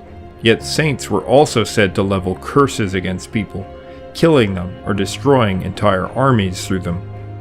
These curses were also enhanced via fasting, and the tradition of fasting seems to have predated Christianity, for we see it used in ways that Christian fasting never was. There is a magical power to fasting in the Gaelic tradition which could invoke a curse upon the person fasted against. Even the god Lugh threatens this kind of curse after his father is murdered, saying that he will not eat until he gets justice. When saints or bishops were having a feud with a king, they would gather outside his residence in a fasting, forcing him to acquiesce to their demands or risk the force of their curse, and almost certainly this is Druidic in origin. The most particular story of Druid magic comes from Pliny, who gives an account of a serpent stone or egg. According to him, in the summer, serpents would gather together in a great ball and create a kind of foam. This foam would solidify and be ejected into the air by the serpent, at which point it must be caught in a cloak to prevent it from touching the ground. The person must then flee on horseback, for the serpent will catch and kill the one who has taken it. The only safety from this is to cross a river. The proof that this stone is a real serpent egg is that it will float upon the water. It must be obtained in a particular day of the moon, though Pliny doesn't tell us what day that is. As outlandish as this tale may sound, we hear of similar things in Gaelic myth. We should perhaps suppose that the event is metaphorical. In the wasting sickness of Cuchulainn, Lugh, Cuchulainn's charioteer, is brought into the other world, and he describes his journey. He says that he grasped a serpent in each hand, something we find represented in Gaulish and British iconography. The serpent is representative of a power or creature in the underworld. Along Hadrian's wall is a carving of a serpent that seems to be ejecting a stone or egg from its mouth, and the entire thing takes a phallic shape. Pliny's story may tell of how the Druid, through his means of traveling into the other world, stole a stone of great power from the chthonic forces and brings it across into this world. The river represents the boundary of that world, and the horse is representative of the means of crossing that boundary. This dynamic is represented in Welsh myth by Gwydion, who steals the pigs of Pryderi, the son of the Lord of Annúvan, the underworld. We also have accounts of magical stones not unlike what Pliny describes. The Druid Mag Ruath was said to have possessed such a magical stone. It was thrown into a river, and it spawned a giant eel that battled with an entire army. When he was done, he turned it back into the form of a stone. In some versions, Lugh kills Balor with a stone, which then strikes down many more of the Fomorian hosts and wounds Indech, the king, as well. An account of Saint Columcille also has him use a stone to heal a Pictish king, a stone that floats upon the water. Saint Molasius traveled across the sea on top of a floating stone. But what about women? Were there female Druids? In some later Roman accounts, Druidesses are said to have shouted out doom predictions upon emperors. But were these women Druids, or something else? Tacitus gives us our first historical clue. On the beach stood in averse array a serrated mass of arms and men, with women flitting between the ranks in the style of Furies, in robes of deathly black, and with dishevelled hair they brandished their torches. In Gaelic myth, the Morrigan is likewise equated with the Greek Fury. She incites warriors to violence and combat, exactly as these women described by Tacitus. Dressed in black makes them quite the opposite of the Druids, and they are representing chthonic forces of destruction and death, again like the Morrigan. Most likely these women are what the Norse called Valkyries. They are linked to prophecy, battle, and death, and they are not Druids, and they likely had their own specific roles which survive but little. There are other women, however, in Gaelic myth that do not appear to fit into this category of fury. Beithula and Dianan are called the Ban Tuatheth of Lugh. The bare meaning is witch, but specifically it means a woman of the north, which also implies inauspiciousness. This may directly correspond to the goddess identified by Lucan in the Pharsalia, Diana of the North, and it's very tempting to see the correspondence between Irish Dianan, who is the woman of the North, and Diana of the North. These goddesses are said to cause the trees, rocks, and sod of the earth to spring to life and fight for Lugh in the battle. In the Dinchenahas, Beithula fights alongside Lugh against a deadly drought brought by Fomorians who steal the sap from the trees. There is also sporadic reference to female druids in some tales, but generally women are depicted as playing a sacred or magical role that is something separate from the druids. There are some tales where females do appear as druids and seem to have a similar role as druids, but many of the women that are presented are not in fact druids, but belong to other roles. And it seems perhaps that most women undertook a different role that was thought specifically feminine in nature, but no less powerful.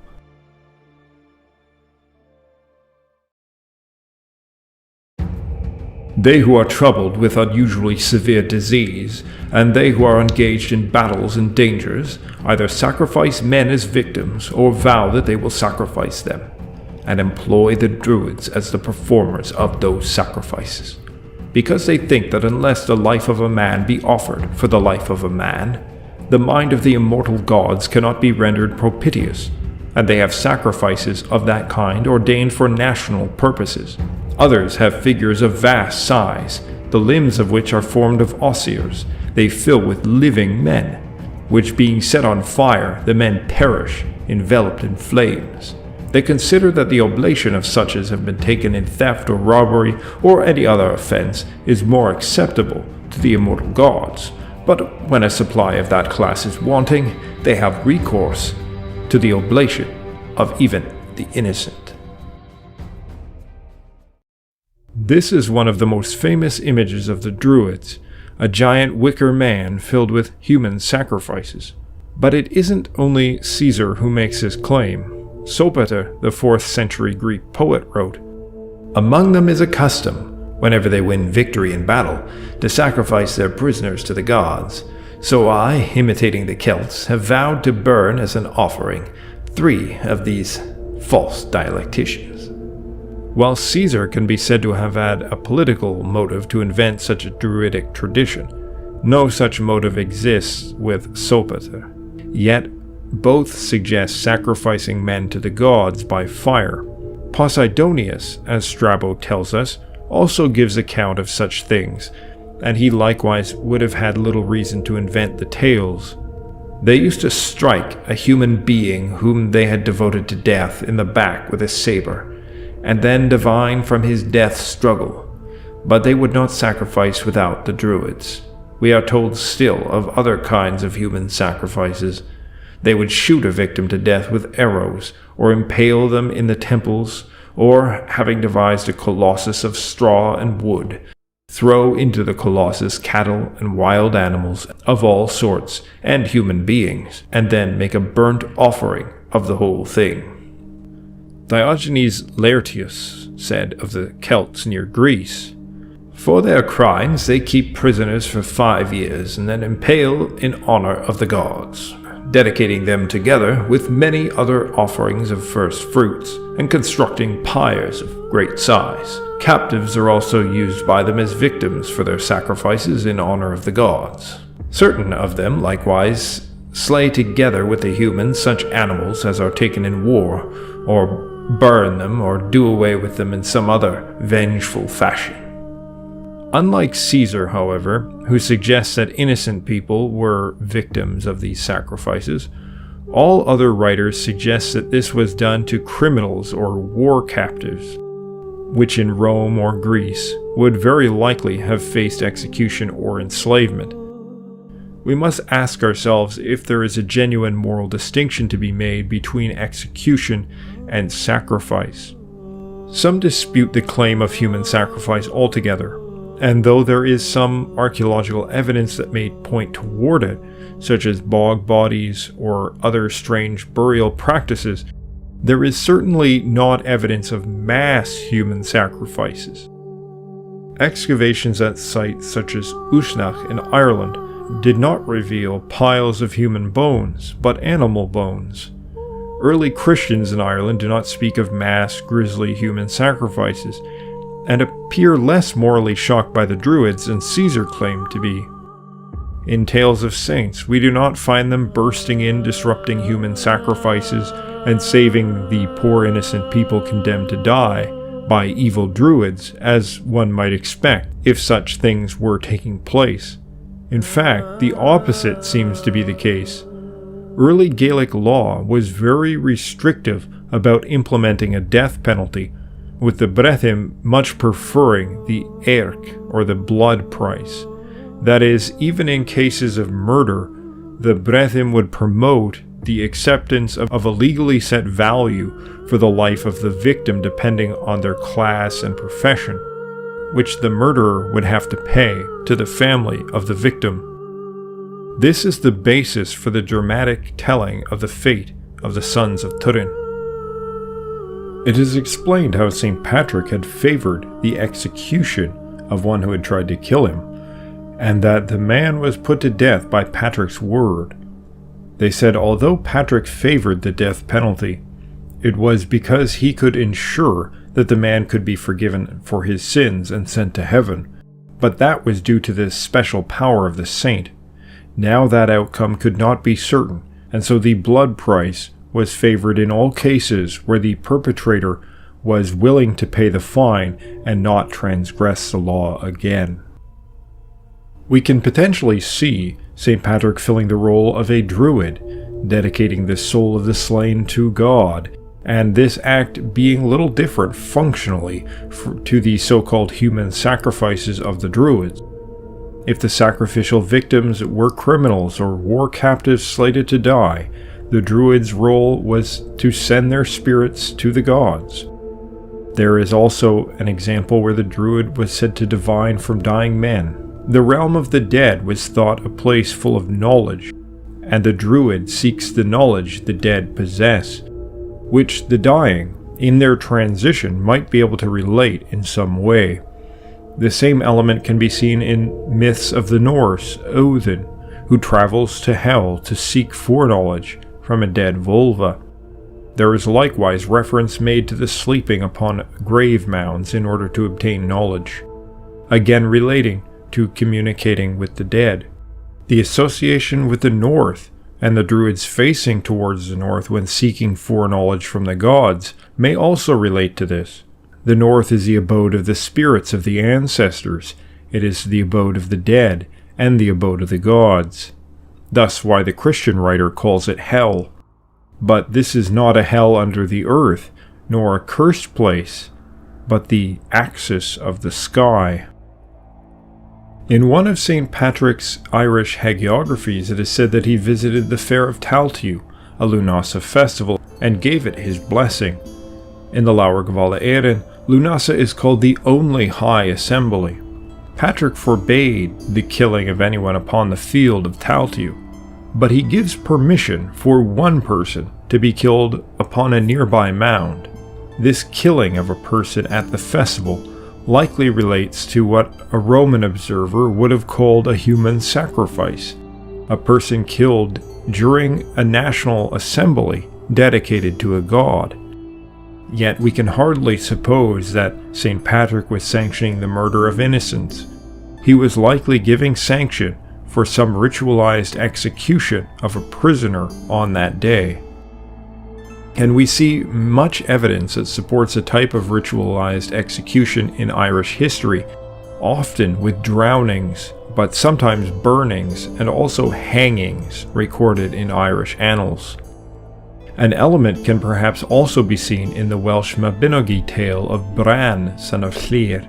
King Bran relates a strange tale of how he acquired his cauldron of regeneration. A giant man with red hair came over from Ireland with his wife after they escaped the burning hot iron house that had been constructed to burn them alive, disguised as a great feast. In the 10th century annotations of Lucian's Pharsalia, we find a triad of male gods which the scribe has associated with gods of the Roman pantheon, and gives some details about them. Although the accuracy of these notes is debatable, there does seem to be some commonality. The god Totatis is said to have accepted human sacrifice through drowning. The god Essus accepts human sacrifice through hanging or impaling, and probably both. The god Tyrannus accepts human sacrifice through burning, though it clarifies that he now accepts cattle in its place. Ritual hanging also took place in Ireland, specifically in relation to Samhain. In the tale of the adventures of Nera, 2 captives were hanged on the eve of Samhain. The young warrior is dared to go outside during the feast and to loop a rope around the foot of one of the dead men hanging outside. This hanging, although the details are not provided, must have been a part of the ritual of Samhain, and perhaps Nera's dare was likewise part of it. Again, these are not said to be innocent people, but captives, enemy warriors. Also interesting is the word used for hanging, crocheth, is the same word used for crucifying, so that Jesus was sometimes translated as a hanged man, as opposed to a crucified man in Gaelic.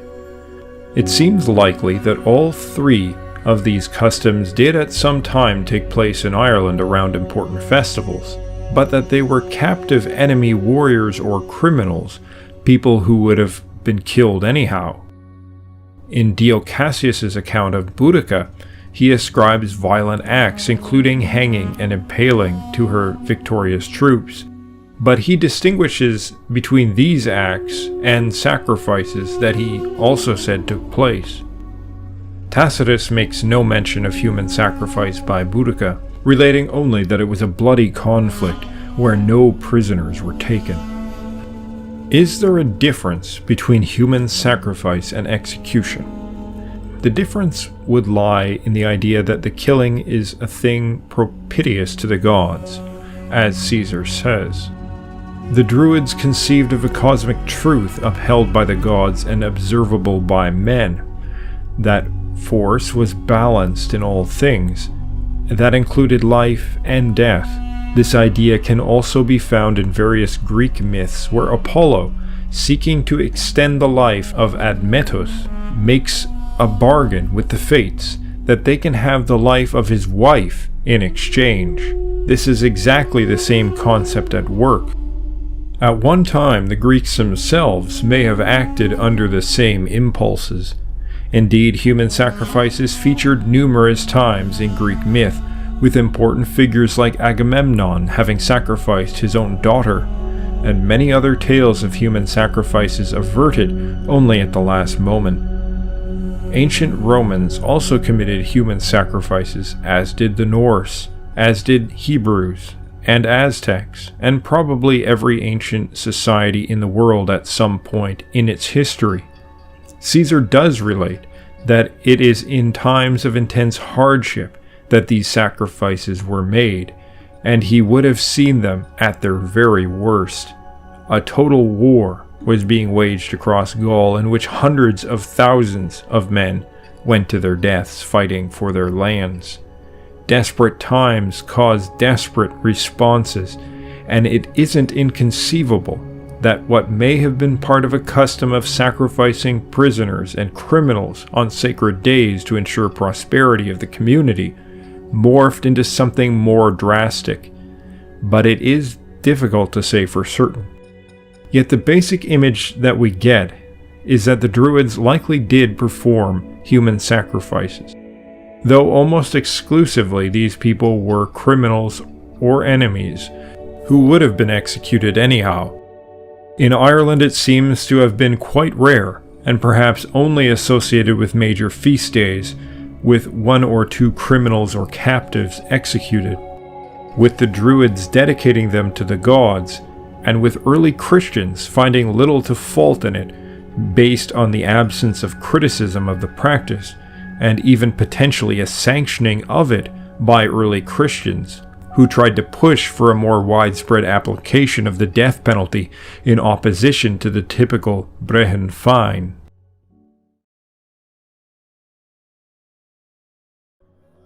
Ligurian tribes now shorn in ancient days, first of the long-haired nations on whose necks once flowed the auburn locks in pride supreme, and those who pacify with blood accursed savage Totates, Hesus's horrid shrines, and Tyrannus's altars, cruel as were those loved by Diana, goddess of the north. All these now rest in peace. There has been much debate about the significance of the gods Lucan ascribes to the Celts, or how much he really knew about the beliefs of the Druids, or even if these gods relate to gods of the Druids at all. Yet there may be good reason to believe that they do, and that this is an authentic triad. To start with, based on at least the later commentaries, these gods reflect three distinct social classes, and likely three elements. Totatis is said to be a god of war linked to Mars, sometimes Mercury, and to have received sacrifices through drowning, linking him to warrior function and water. Essus is said to have received hanged men and was worshipped by merchants, linking him to perhaps an economic function related to wealth. Tyrannus was said to be the sovereign of the sky, linked to Jupiter, but also leader in war. For Essus, there exists a few stone reliefs, like the one in Paris, that show him striking a tree with what may be an axe.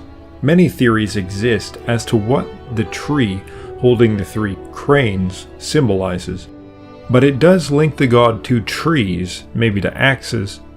Tyrannus is likewise featured with a wheel, potentially a solar wheel. Depictions of Jupiter in Gaul often show him in a militant function, riding down chthonic forces upon a horse in the image of a warrior, brandishing sometimes a spear, other times a lightning bolt, or standing with a spear or in full armor. Totatis appears to have been linked to several different deities, both Mars and Mercury, even Jupiter on one occasion. If these are true names of gods, regional names, or simply descriptors is up for debate, but the triad and what it expresses there does seem to be widespread. In Gaelic myth, there is also a triad of gods, Nuada, Dagda, and Lugh. Rather than exploring the myths of these gods, our purpose here is to see what they may have represented theologically to the Druids. Nuada learned his knowledge from Uscius, the name being derived from water, and is said to be husband of Boin, and his son, or his other name, is Nechthen, which may be cognate with Roman Neptune, but in any case is the origin of the world's rivers.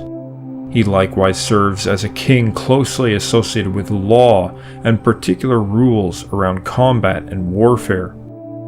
He received the sacred sword of the gods that was said to be inescapable. In Britain, his cognate is Nodens, who is equated with Mars, and he represents the king of the cosmic law, the order of the heavens and stars, and the foundation from which bubbles forth the waters. The Dagda received his cauldron representing infinite wealth. He studied at the island of Murius, probably referring to an earthen wall or rampart, Mur, which he is known for constructing in myth, or it comes from Mur, identically referring to abundance, and likely it's a play on both. He is called the Great Father to the gods, called Echith Ol Ahir, and also Ruad Roesa, meaning the Red One of great knowledge, and is also called the Son of every art. The title Roesa is made up of Ro, meaning great, exceedingly great, and Fes, meaning knowledge.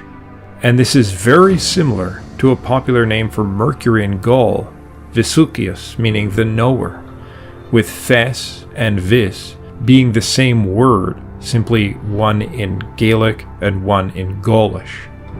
Though he is associated with many things, his primary connection is with the generation of wealth and the mastery of life and death. He rules over the productive forces as well as the spirit energy which gives life. Lugh trained on the island of Gorias, with Gor referring to heat, Indo-European gur, with several derived terms in Old Irish like gorith, meaning to heat or burn. His teacher was Esrus, meaning way, passage, outlet, and he received a spear which no battle can be sustained against. Although people have focused on his title of Samil Danach, meaning skilled in many arts, it is only one of several. His other titles are Lon Bienach, meaning the fierce or powerful striker, and the powerfully combative one. If a king is an exceptional warrior, they are likened to Lugh. He is equated with the lion, the astrological symbol of his most sacred time of year, as well as the lion's ferocity. And he's often called Lugh Lawn, meaning the powerful, strong, or fierce Lugh. We thus have a triad of the legal sovereign, Nuada, his warrior co-ruler, Lugh, and the druid who controls spirit and ensures the prosperity of the land, the Dagda, and this trifunctional schema does seem to match up with the one provided by Lucan, although the figures are known by different names. And this scheme does not follow the one laid out by Georges Dumézil in every detail, yet it does align with the three aspects of law, war, and production. But here, the fertile aspect is in the Celtic scheme linked to magic and spirit, controlled by the Dagda, because it is the control of spirit that produces life. The law is linked to water, and very likely the starry heaven conceived of as the cosmic ocean, the origin of all good waters on earth that give life and refreshment to men. The element of the overcomer, the warrior, is linked to the sky, and particularly the storm and the lightning flash as the breaker of the cloud demons that trap the waters and obscure the heavens, but also he is the one who brings forth the light and the sun. The triad is mutually dependent, like three heads of a single entity. Nuada, Lugh, and Dagda are brothers, sons of Ethnu, though are ascribed different fathers. Yet in this trifunctional scheme, it is the ruler of the sky with his storm clouds that holds the supreme authority.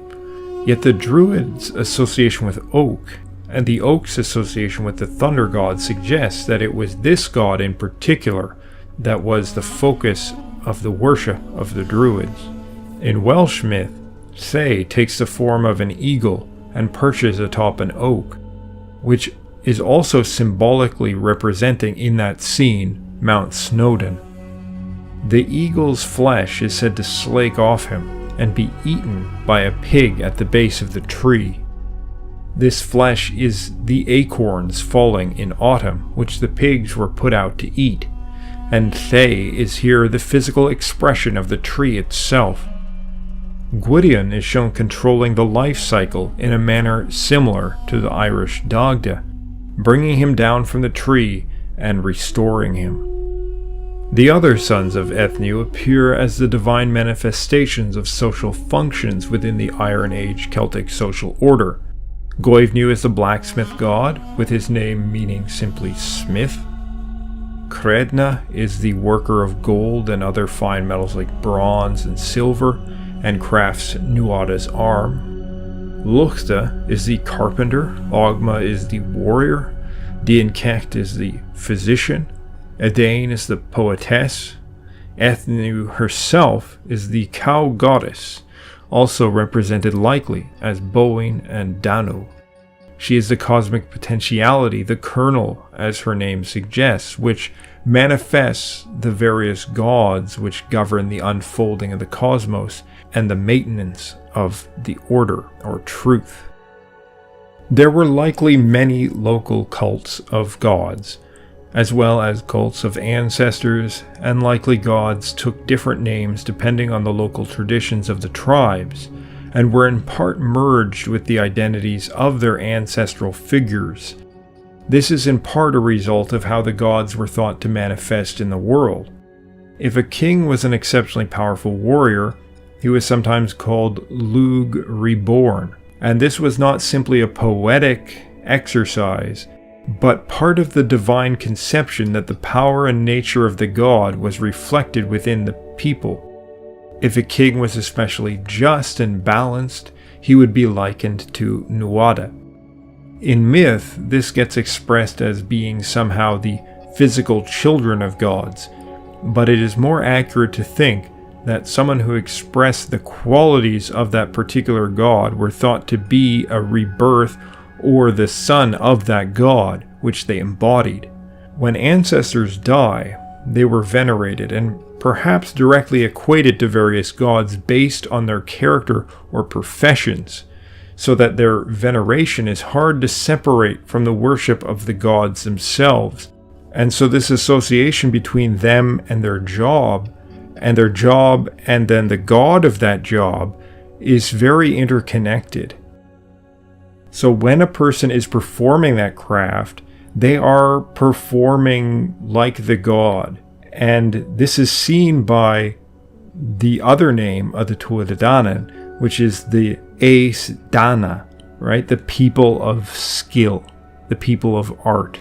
And they were said to create all the arts. And in some way, they are the embodiment of them. The material world is infused with spirit, so that every tree has a spirit, but likewise mountains, rivers, lakes, and so on, which is very similar to the conception that we find in Shinto in Japan. Now, these nature spirits are of a lower order than the higher cosmic gods that are associated with social order and the natural order, but they are often more directly associated with the human world, and thus become a bigger focus in folklore, especially in the Christian era, where the Christian god has usurped the former roles of the higher gods. Druids would have officiated over the rites of all of these local tribal gods and ancestor cults, while also maintaining a larger conception that centered around a core group of gods who maintained the overall cosmic order. For all the talents and knowledge of the Druids, they were at their heart the priestly class of the Celts. Yet they stood out as becoming more elevated in society than priests of nearby European peoples, perhaps through their organization, their intense devotion to learning, and the development of moral and natural philosophy, their rigorous study of the heavens, and their intense conservative nature. They carried out august ceremonies involving fire. They greatly revered the oak and its god, but nature in general, which was imbued with spirits of all kinds. The British Christian Gildas remarked that the old ways were now leaving Britain, and now finally the rivers, mountains, trees, and other resources could be put to the use of man rather than worship. The theology places God outside of creation, detached from it.